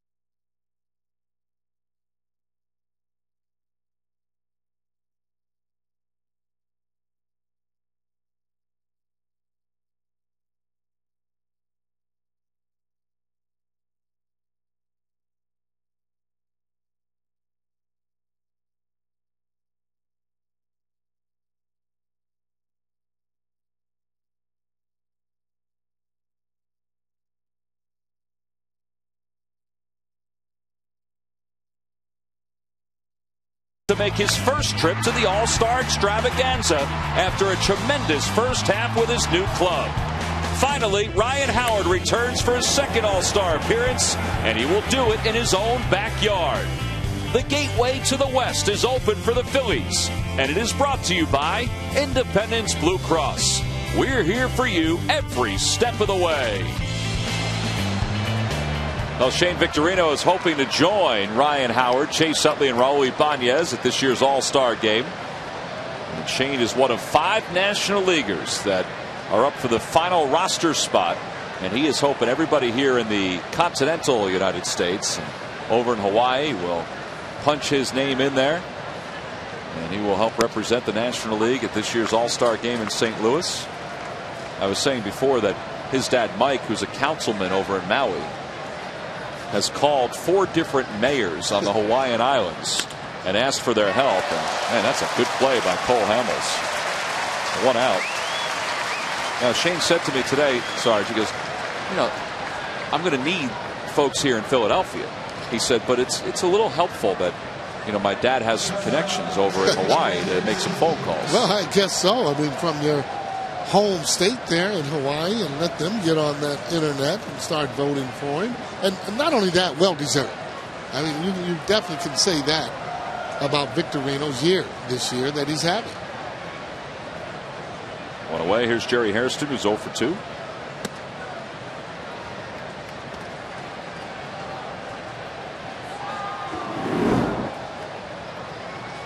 Hairston is flied out to Victorino. He's also flied out to Dobbs in left field.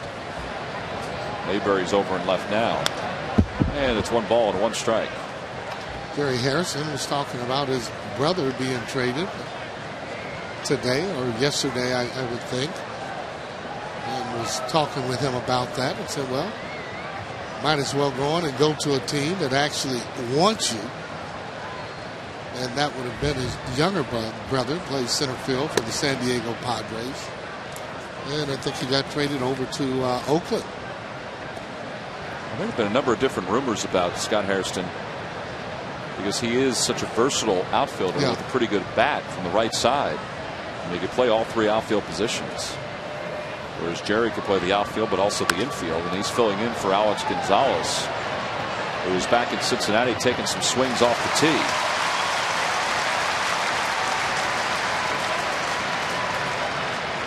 So Victorino records the out. And again, Shane is part of the list of final candidates for this year's All-Star game. He along Christian Guzman, Matt Kemp, Mark Reynolds, and Pablo Sandoval in the National League. Sandoval hitting .333 with 12 homers this year and 44 RBIs. In the American League, Sean Figgins, who is a jack of all trades for the LA Angels. Adam Lynn, that's a guy that I thought was going to be on that team. I thought Carlos Pena was going to be on that team. And at one point, I thought Ian Kinsler was going to start for the American League, but his lead was shrinking as the votes were being tallied, and he was overcome at second base. Nice play by that fan right there on a smoker off the bat of Joey Votto.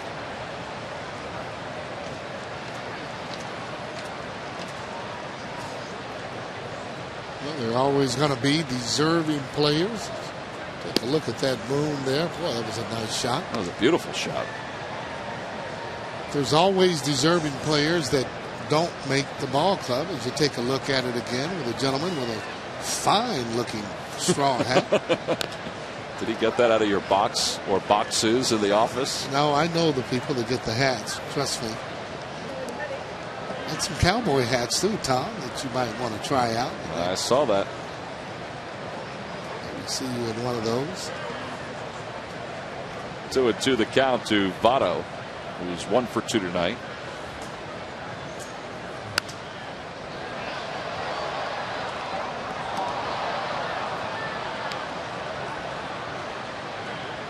A full moon. It's kind of like that moon over Los Angeles when Matt Stairs hit that home run against Jonathan Broxton. Oh boy, did he hit that ball a long way. 3-1 count. Got the head out. No curve from Hamels. That didn't curve all the way. And the count's full 3-2 to Votto.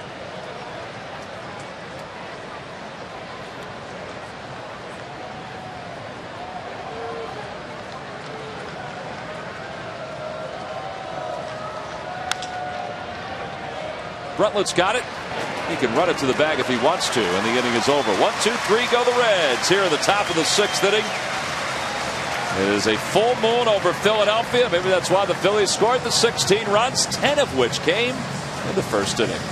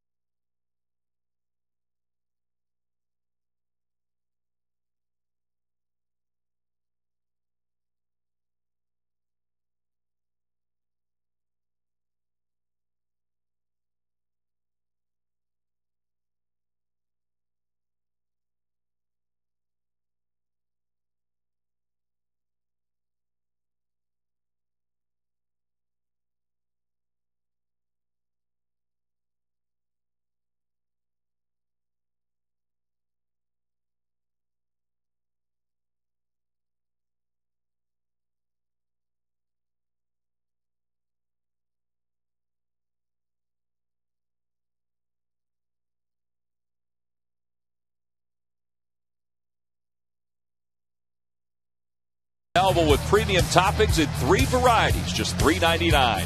McDonald's, I'm loving it. By WB Mason. Who but WB Mason for amazingly low office product prices. And by Southwest Airlines. Southwest Airlines is ready when you are. Go to southwest.com. Grab your bag. It's on. And it has been on for the Phillies offense tonight. They lead it 16-1 here in the bottom of the 6th inning. Cole Hamels has 2 hits, 2 runs scored, and 2 RBIs in the ball game.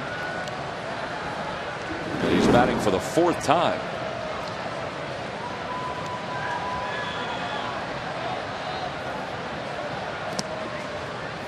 And he's worked it ahead 2-1 against Carlos Fisher. Fisher is the 4th pitcher used in tonight's game. Johnny Cueto started. He just went 2/3, and he allowed 9 runs on 5 base hits. And it's 3-1 now to Cole. Boy, it's such a funny game. I mean, Cueto had been pitching actually lights out in winning ball games, coming in with a decent ERA, a real good ERA at 2.69, and just could not get started. Couldn't feel comfortable with his pitches. Every time he got one close to the plate, they hit the ball and hit it hard. Hamels is rung up for out number 1. Looks back at Jerry Meals. Jerry Meals put a little exclamation point on that call. Cole smiling. Very seldom, though, do you have pitchers complain when they get called out on a strike. They're just hoping to get that same one, and especially if they thought it was a ball, and he's thinking that it was. There's J-Roll. He's been on base 3 times. He has scored 3 runs. That 1st inning began with his leadoff walk. It was followed by the 2-run home run by Shane Victorino.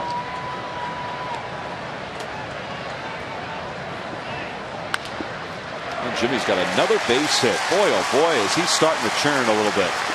Oh, I mean, even that ball there that he hit, he's got slow feet. Again, and ball breaking down there on him. It looked like it was a breaking ball. He didn't do anything other than try and just drive the ball and hit it where it was pitched. That's just good hitting. Well, he's now 7 for 14, Sarge, on this homestand. And Shane Victorino also had a hot night tonight for the Phillies. Well, just line drives after line drives, and we've talked about it before. He hasn't been hitting the ball in the air as much. More line drives. We want to remind everybody to vote for Shane Victorino for this year's All-Star game. Voting ends 4 p.m. Eastern on July 9th. You can vote at Phillies.com. That could be two. Hairston's got it. Flips to second for one. Phillips not in time.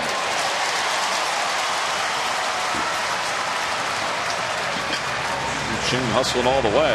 Beats out the throw. Phillips didn't have a whole lot on it. And the first time tonight that Chain has been retired. And Eric Brunlett's going to get a chance to bat for the first time this evening. And that's again what you want to be able to have some of the players that haven't been hitting the ball the way that they can to come up and get some at bats.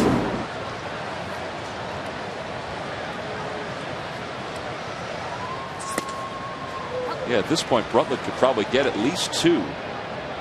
And depending on how this game goes, he might be able to get three.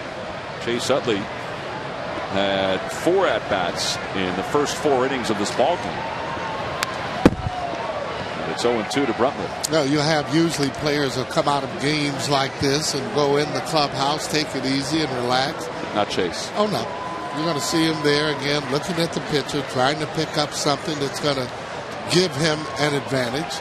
That's a heck of a point, Sarge, because he may face Fisher at some point in this 4-game series. Wants to see movement, ask players, hey, how's the ball moving? What pitch does he have? Whether or not he consistently can get the off-speed pitch over. Well, if that youngster took some photos in the first inning, he's got some great shots tonight.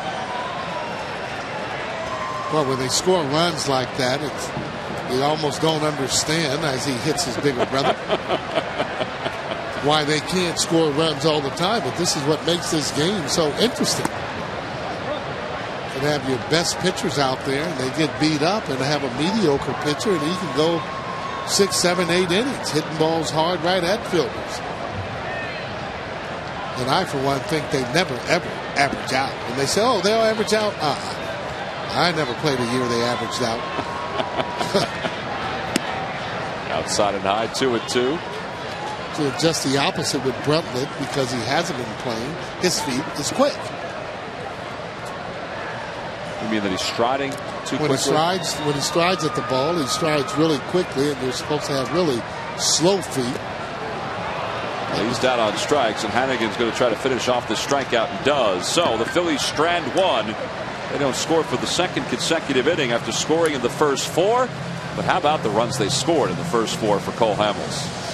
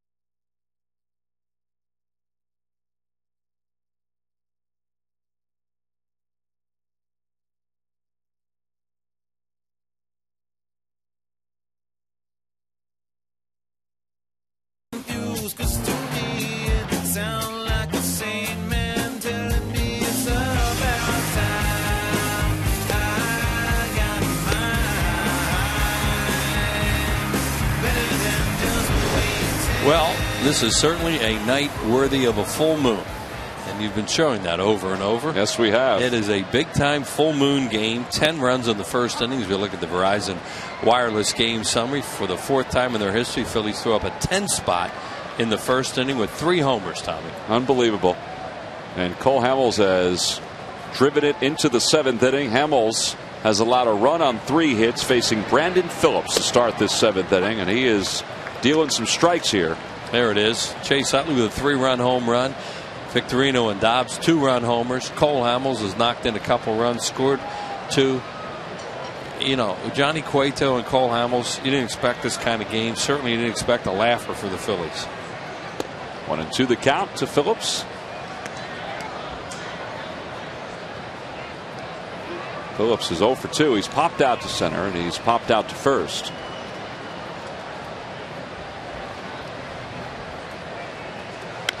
And on the hands, J-Roll's got to hurry. Takes the spinning top, throws it to first. 1 out here in the 7th inning. This is a game they just decide how far they want Hamels to go. You know, where they want him to go 6. They did that. Now he's in the 7th. They want him to go 8.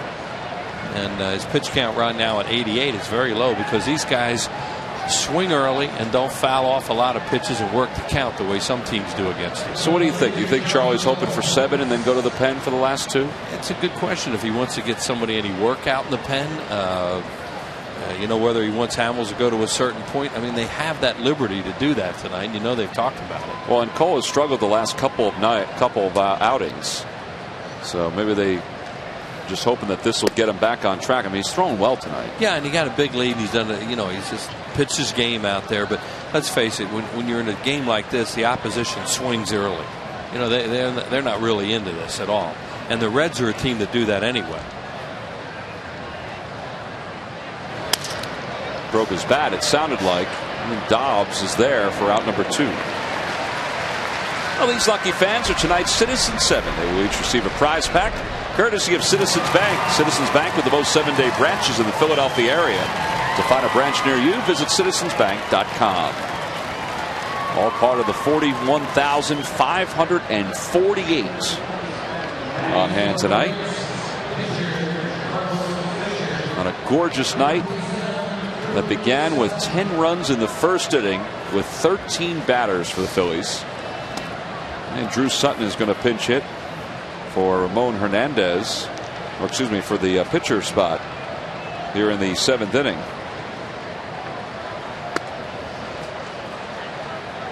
Renicki's up and loosening in the bullpen. And just as he did last time, it looks like he's going to be in the ball game tonight. Drew Sutton is 0 for 3. And he hits one in the air to left center field. Towering shot. Victorino has room. And the inning is over. 1, 2, 3 go the Reds. Once again, 7 straight retired by Cole Hamels. Pretty good setting here tonight in Philadelphia.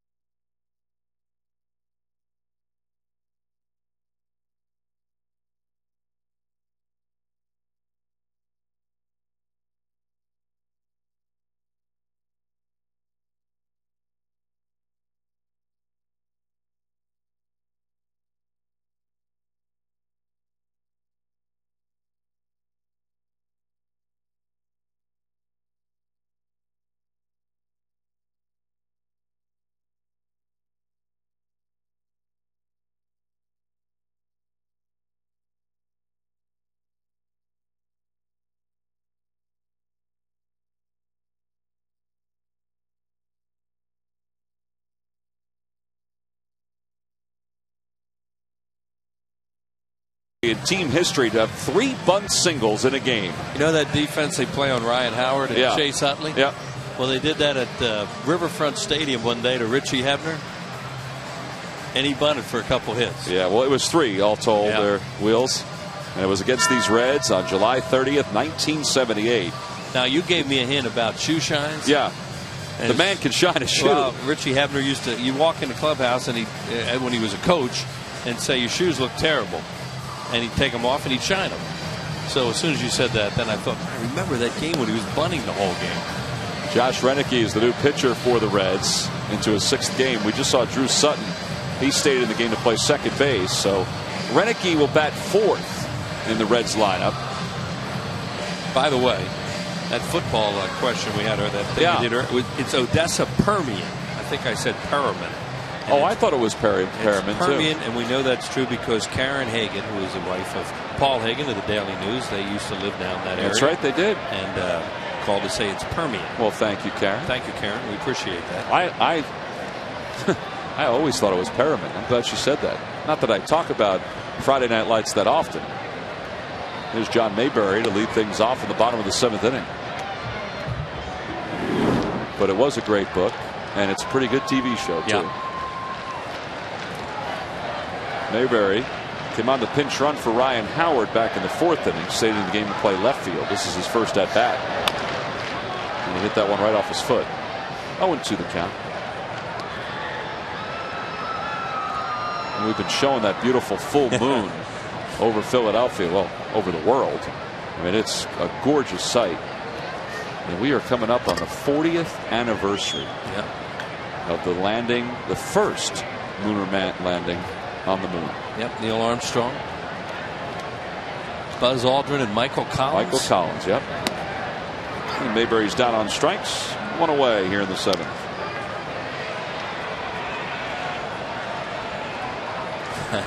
Oh, wow, look at that. That's pretty cool. Airplane going by like that. That is tremendous. Yeah. That was an amazing accomplishment at the time, of course. Because President Kennedy had said in the early 60s the goal was to beat the Soviet Union to the moon, to land a man on the moon. And the United States, of course, did do that. And anybody who lived through that, that's one of those things you'll never forget. Neil Armstrong, the first to place his foot on the moon, and Buzz Aldrin followed. Was it Michael Collins was the one who was rotating around? He was in the capsule. Yep. Yeah, he was in the spacecraft that was going around the moon at the time, and the other 2 were in the LEM. Jason Berth, the batter, and count 1 ball and 1 strike to Jason. I hope we're right on that. I think we are. No, I think you're right. Yeah.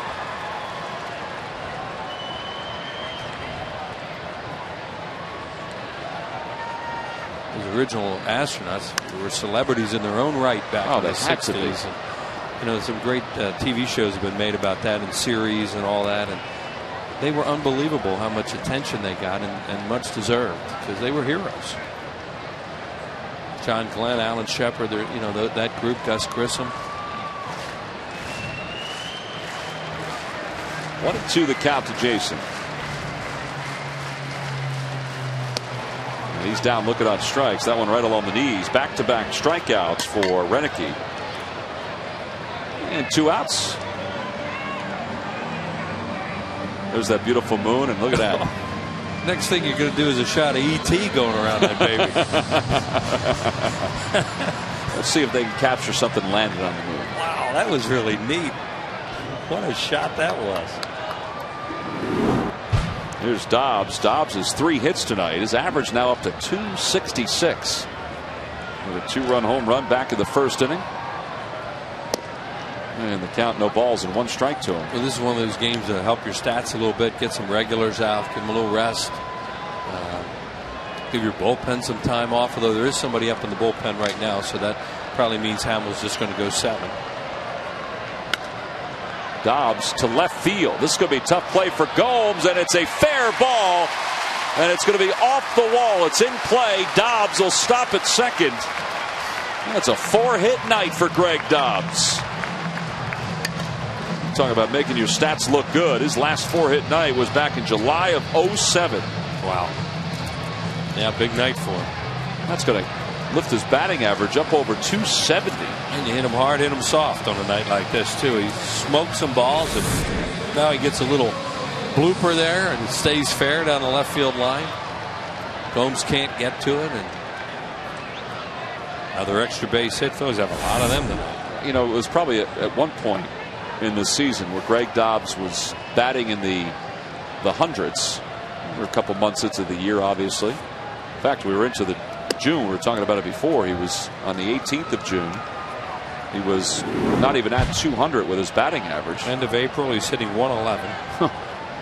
And he was probably thinking at that time, gosh, I don't know how I'm going to ever get my batting average up. End of May, 132.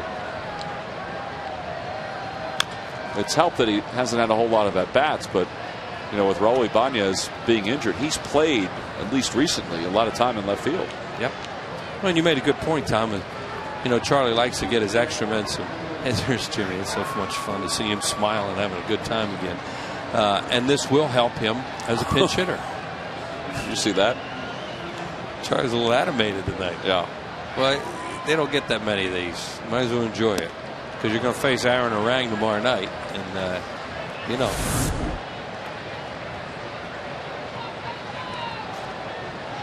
I think he's showing somebody going after something and doing it with, you know, being a little wobbly while he was doing it. Well, it's, you know, it's good to see him have a little bit of fun. But as he well knows, and everybody in that dugout knows, not that much longer. You turn the page and go after him tomorrow night. And there's Dobbs' numbers here in July. 8 for 19, a home run, 6 RBIs. He's raised his batting average to 274 with his 4 hits tonight. Yeah, well, we gave those numbers. What are you hitting after April and May? Belize to left field, and Gomes is able to make the grab. So the Phillies trying to run her in at second base here in the 7th. We have played 7. And the Phillies, well, they're putting a beating on the Reds.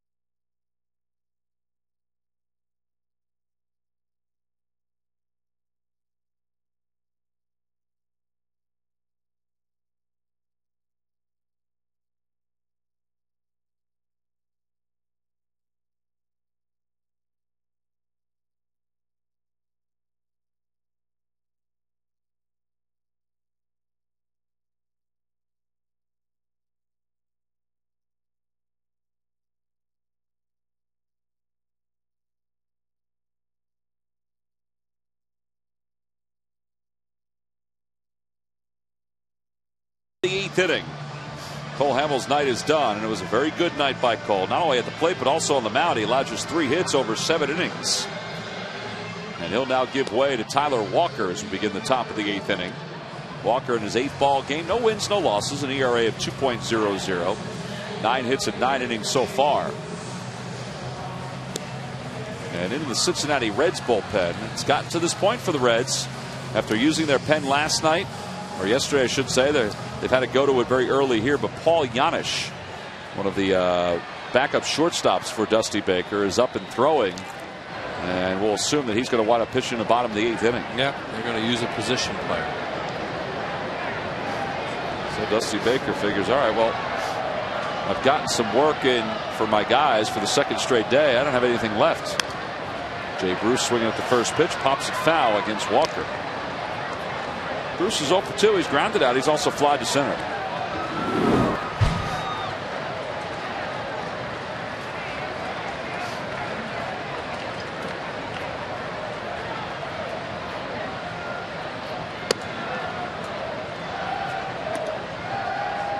Phillies, who a couple days ago designated Jack Tashner for assignment. You see Giannis just standing and watching. Might start throwing again when there's one out on the board. Tashner was designated for assignment, and he cleared waivers, and he is reported to Lehigh Valley. So Tyler Walker remained with the ball club after that move was made. Phillies baseball is brought to you by Geico. 15 minutes could save you 15% or more on car insurance. Visit us at geico.com or call 800-947-AUTO. And by your local Chevy dealers. A beautiful night here at Citizens Bank Park. Not only with the temperature the way it is, but also the way the offense is busted out. And they lead it 16-1 with one out here in the top of the 8th. This will be the second time this year the Phillies have seen a position player, Ross, pitched against them down in Florida earlier in the season. Cody Ross. Hit that ball pretty hard. And it's 1-1.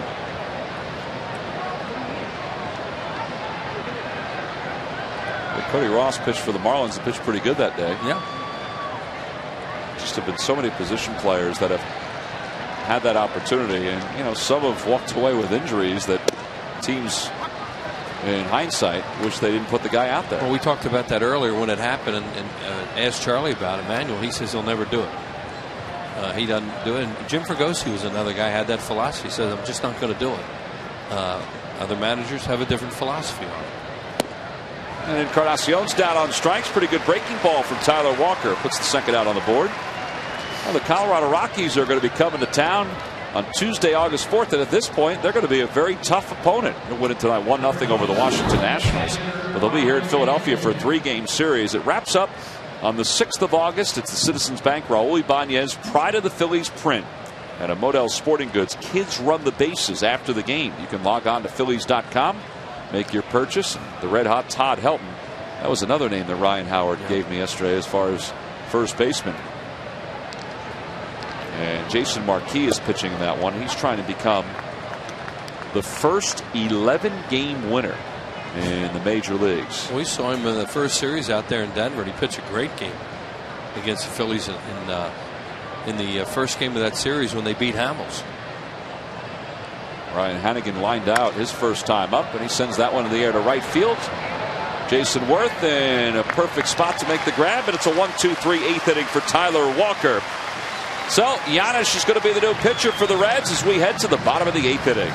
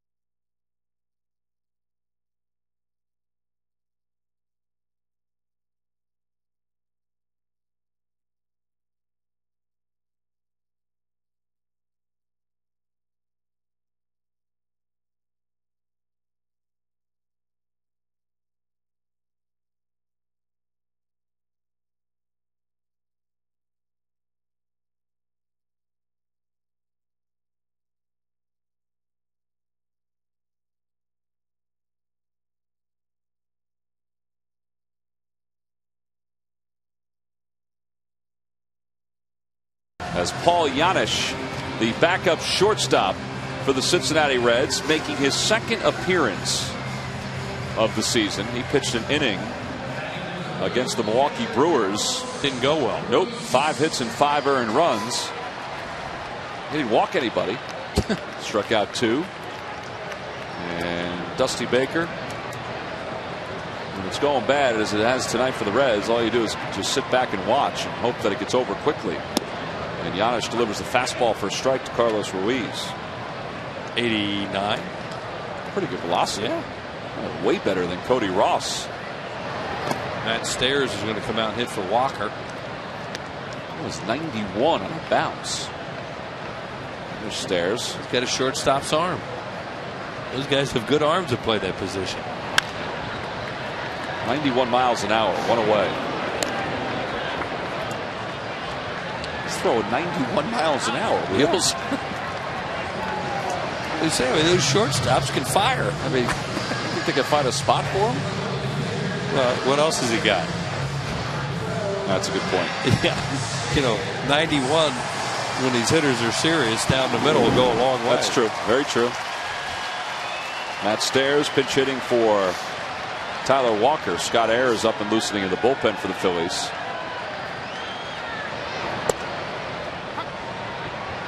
I mean, Matt Stairs could just cream one of these if he times it.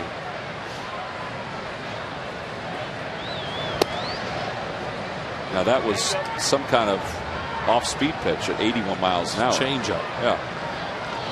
It's almost like a screwball the way it was diving away. Fastball changeup.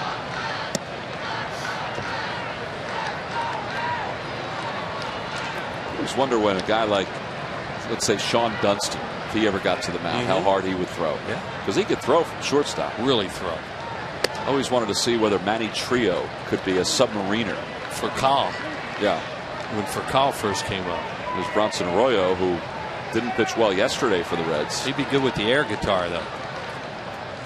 Ball 4, and Stairs is aboard. First walk given up by Giannis in his 2 outings as a pitcher. So something about Arroyo the other day. He's having a little trouble with his fingers. I think some circulation problems that he's not allowed to play the guitar right now. And he's evidently a very good guitar player and in a band. Yeah, really good musician. In fact, when he was with the Red Sox, he used to perform quite often. Jimmy playing this entire night. He has scored 3 runs. He's been on base 4 times. Well, he got some time off. Yeah, he hasn't won anymore.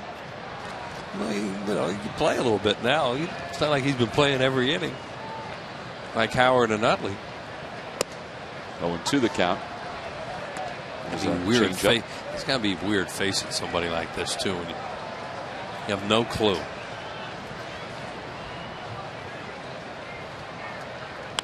And Jimmy pulls one, and he's going to have another base hit. Doesn't matter if it's Giannis or if it's Johnny Cueto. He'll take the hits now. It's a 3-hit night for J-Roll, and he's been on base 5 times. 3 hits, 2 walks. The Phillies have runners on first and second. There's Frank Kopenbarger. Maybe he's asking to get in. Well, he did play the game. Frank did. He did have a professional at bat in the minor leagues when Chuck Cottier was a manager of a team where Frank was the equipment manager. And Chuck Cottier gave Frankie an at bat. He gave it a good effort, but he did strike out. Oh, he did strike out? He did strike out, yes. But he is, you can look it up. Victorino, there's another base hit to the gap in left center field. Stairs heading home. And Victorino with his 4th RBI tonight, his 4th base hit. Phillies lead it 17-1. And yeah, keep the votes coming for Shane. Well, Giannis is just throwing fastball and changeup, and you say you throw 88, 89, 90, 91, and you're a shortstop down the middle. These guys, one thing about a blowout game, you're allowed to keep swinging. You just don't swing 3-0. You're not trying to make out. Sometimes you'll stop runners at third. In that case, that ball's hitting the gap. Right, you got to score him there. Right. It's. Rutledge in the air to left field. Pretty deep, and it's off the base of the wall. Rollins will score. Victorino does stop at third. RBI double for Rutledge. Jimmy has scored 4 times tonight. 18-1 Phillies. See, this is what happens, unfortunately, when you have to do this, or when you decide to use a position player.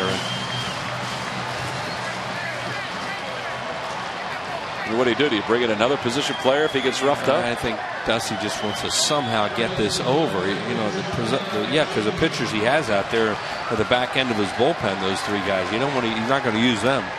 John Mayberry batting with one out. Takes one off the outside corner. Got Arthur Rhodes, David Weathers, and Francisco Cordero. Those are his three horses at the end of the game.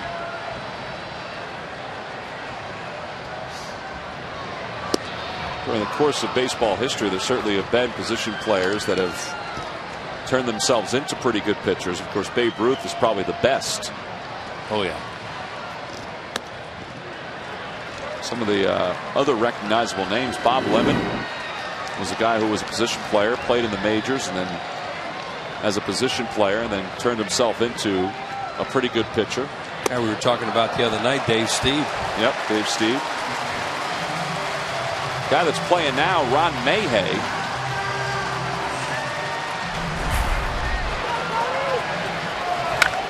There's Cody Ross. That was the game we were talking about, and he had three. Maybe had a little trouble finding that. Phillies hit 3 fly balls against him, and he had a 1-2-3 inning. And we saw him at the airport after, and he was all smiles. Oh, trip to the mound by Dick Pole. Yeah, you know, this is one of those uncomfortable things in a major league game. You just hate to see it happen. What do you do? I mean, they've decided to go this route, that they have to do this in their opinion, and now you have to just try and get through it and not be too bad. But the Phillies players, you know, they go up there, they're still allowed to swing. There's nothing wrong with that. Jason Worth has a base hit and an RBI, and he takes a pitch high. It's 1-0. His RBI came on that sac fly in the third. How about that? He got up 4 straight times. Jason did in 4 straight innings. I mean, the top 5 hitters in this lineup were able to do that. Well, this is just a goofy game. Full moon. Or close to a full moon. Maybe tomorrow's the full moon, but it sure seems like that thing is beautiful tonight. Look at that. That's not a full moon. I think tomorrow night is the full moon. Jason Worth to right center field, and that's going to be a grand salami. An opposite field home run for Jason Worth.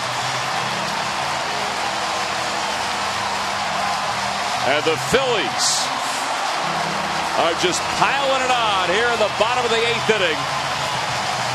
They lead it 22-1.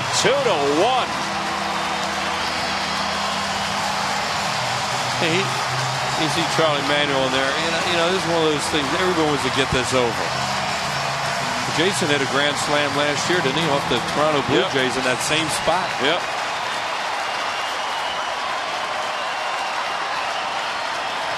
He now has 50 RBIs on the season. And with those 50 RBIs, it means the Phillies have 4 different batters now with at least 50 runs batted in this season. That's pretty impressive. It sure is. And just as impressive is that line score. Man, 22-1, 21 hits. Well, the most runs they ever scored a game, of course, is 26, and that was in that game against the Mets back on June 11th of '85 when Von Hayes hit the 2 home runs in the first inning. 0-2 to Dobbs, and he chops it to shortstop. Out number 2 in the inning. Wheels is right about that grand slam for Jason Worth. His first one came on the 16th of May against David Percy of Toronto. That was his 3 home run night. So David Percy and Paul Janisch, 2 people attached to the career of Jason Worth. 2 outs now for Phillies. Phillies have batted around here in the 8th inning. And Pedro taken all the way. And the count 0-1. And Janisch taking one for the club. Gave up 5 runs last time, 6 in this game.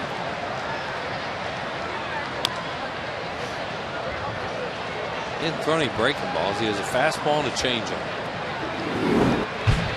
Maybe they don't want him snapping anything off out there for his elbow. Why wouldn't he? No. That's why you wonder even about the pitch count. He's thrown 28 pitches in this inning.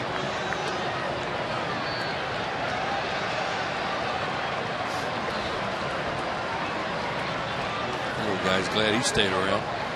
A lot of people stayed around into this ball game. 0-2 pitch to Pedro. And he's down on strikes, so Giannis gets a strikeout. Phillies send 9 men to the plate. They score 6 runs. The big swing, an opposite field home run for Jason Worth. A grand slam. That's made this a 22-1 game.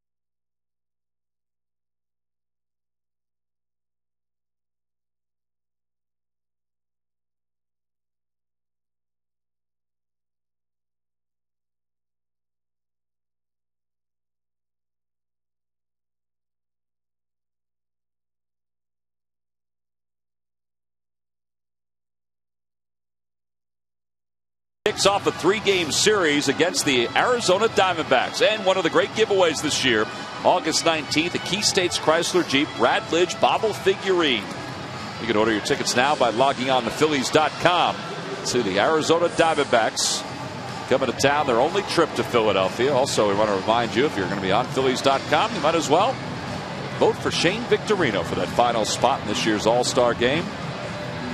And there's Paul Giannis. He gave up 6 runs in the 9th inning, and he gets thanked by Dusty. He gets a hug from Dusty Baker. Well, exactly. You know, he did a heck of a job for them. He went in there and gave them an inning, and you know, the 3 guys they're going to need tomorrow night didn't have to pitch, or maybe need tomorrow night didn't have to pitch. 11 runs allowed by Giannis in his 2 mop-up outings. Scott Air returns to the Phillies. He's in his 26th game. Back after a calf injury he sustained when the Phillies were up at Citi Field in New York earlier this year. Running in from the bullpen. Yeah, he said that as he was coming out of the bullpen, coming to the game, he felt something pop in his calf, and he went, uh-oh. He went on and finished the inning for the Phillies, and it started to bother him even more. His last appearance in a rehab assignment was against the Altoona Curve on July 3rd. Pitching for the Reading Phillies. His last major league appearance was on June 11th. So he's been out nearly a month.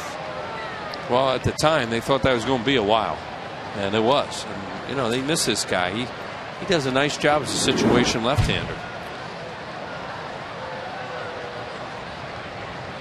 Tavares 0 for 3. He's grounded out twice. He's popped out. And he chops that one toward the middle. J-Roll's got it. He has to hurry. And he's not going to get Tavares. There's another infield hit for him. And a leadoff single here in the 9th. Well, tonight on Sports Night, get a recap of this ball game. That might take a while. Plus the latest on Raul Ibanez's rehab in Reading. And John Borick reports on Chris Pronger's first day in Philly as the newest Flyer. All this and more. All the Phillies news a fan needs tonight on Sports Night after the ball game on Comcast Sportsnet. Jerry Hairston Jr. the batter. 0 for 3. He's flied out 3 times. Good velocity by Scott Air. The fastball is at 92 miles an hour.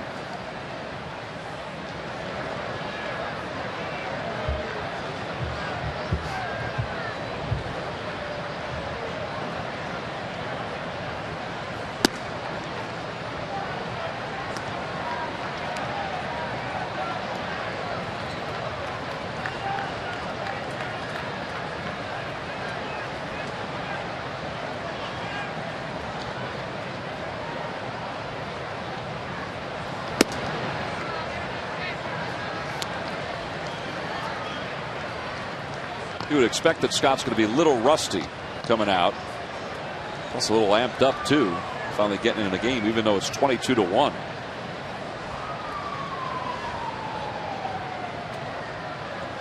He made 2 rehab assignments. Started 1 game for Reading. That must have been odd. Yeah, that had to be a weird feeling for him. That's what he did when he came into Citi Field. He only faced 1 batter. And then Obanez hit that home run into the fog, wasn't it, that night?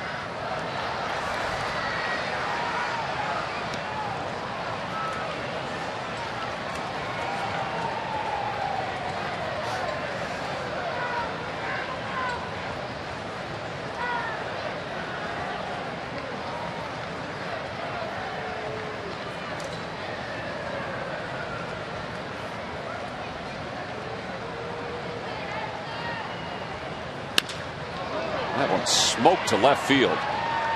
Gets past Mayberry. Tavares being held up at third. He wasn't really running that hard. And the Reds have their first 2 runners on, or first 2 hitters on here in the 9th inning.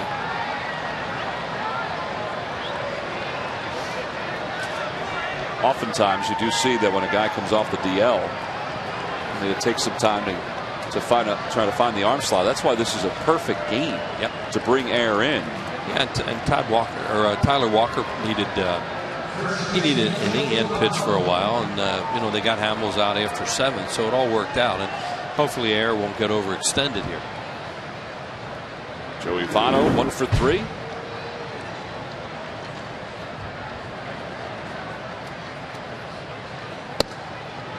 And there's one on the inside corner for strike 1.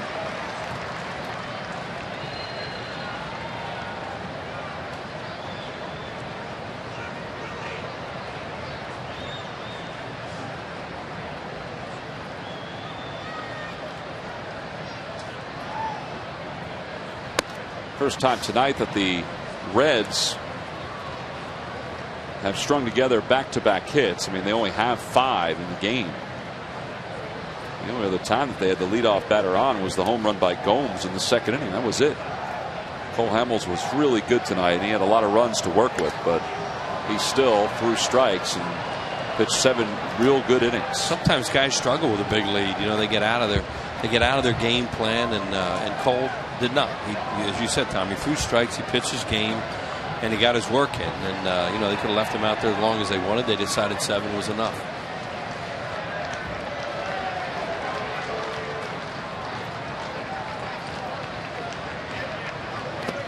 Two and 2 the count. Well, he's pick up a game on the Braves tonight, and the Cubs helped out. I don't know about you, but I was talking to folks on radio interviews after that Braves series. They were asking me about the National League East. I said, well, Atlanta's pretty good. They had swept 3 for the Phillies. And, then went to Washington, lost 2 of 3, and then they lose to the Cubs tonight. They've lost 3 of 4. Well, they caught the Phillies at the right time, and they were playing well and pitching well, and the Phillies were not, and swept them. And today it was Jurgens, who was so good against the Phillies last week, who gave up 4 runs to the Cubs. Mets are off tonight, and Florida plays a late game at San Francisco. 2-2 the count to Votto. Mets have the Dodgers coming in tomorrow for 3. One is hit a mile high to left. Mayberry's under it. Tavares won't tag. Just draw that throw. 1 out.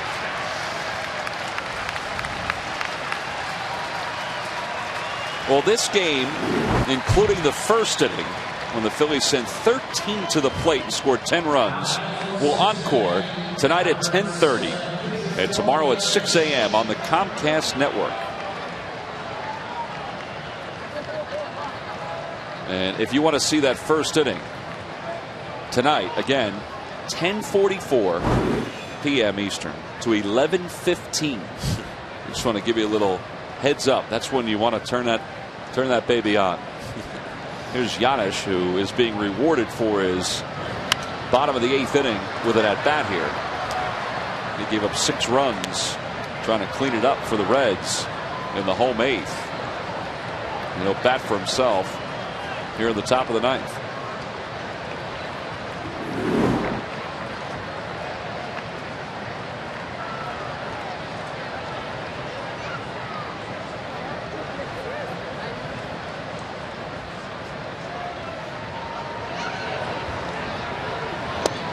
Good pitch. 0-2.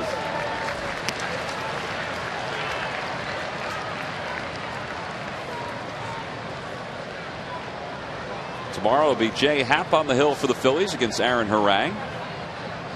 That game is scheduled for 7:05. 7:05 first pitch.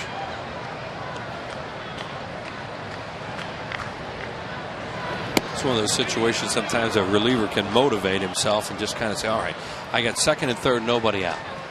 You know, it's important. It's not 22-1.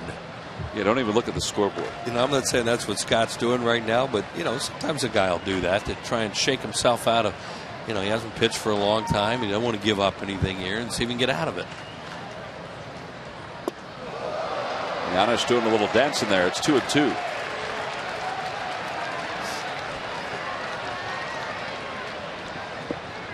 Tough part is that there's not a whole lot of electricity right now in this 22-1 game. No, the fans, they may stand up for that last out. You know, that's a tradition in ballparks now. Did he go? And yes, he did. This is Mike DeMuro. See, he's trying to pitch out his jam. Pretty good pitch, too. We'll tell him that tomorrow. That's what we gave him credit for. They'll just look at you like, yeah, right. Well, as we said before, I mean, he's, you know, this outing is setting up his next outing just to try to get himself out there. Well, that's a good slider he threw there, and the first base umpire DeMuro said that Giannis went. Everybody in the background signaling over to the first base umpire as well in the seats in the Diamond Club. Yeah. 2 outs. Johnny Gomes, the batter. Last time the Phillies scored 22 runs in a game was that game in '85 when they scored 26. I mean, that's how productive this night has been for the Phillies. Well, they had a couple of big games last year in June. St. Louis game. St. Louis, and then they went into an offensive funk, and of course that will not happen this year. That was just a coincidence. Johnny Gomes homered his first time up, and that's the only run of the night for the Reds. Trying to get into a little bit. There's one strike. Nobody up yet. Kind of hard, I guess, to stand 22-1. 1-1 the count. This is fun though when it's this way. Oh, absolutely. These are a lot of laughs to do when you're on the other end. Talk about bringing out the A, B, C, and D material. 0-2 the count. Well, the last time the Reds lost a game. Here they go. Yeah, they're coming to their feet. Yeah. They lost a game with the largest margin of deficit, 19, back in 1901. Wow. And 1912. Yeah, this is one of those bad nights. They did lose by 20 in 1892. Give the fans credit. They got up with 2 strikes. 0-2 the count to Gomes. One last picture on an offensive-driven night. And a call. Strike 3. And Scott Air, with 2 runners in scoring position, retires the next 3 batters, 2 on strikes. And this unbelievable offensive night for the Phillies comes to a close as they win it 22-1. And don't forget what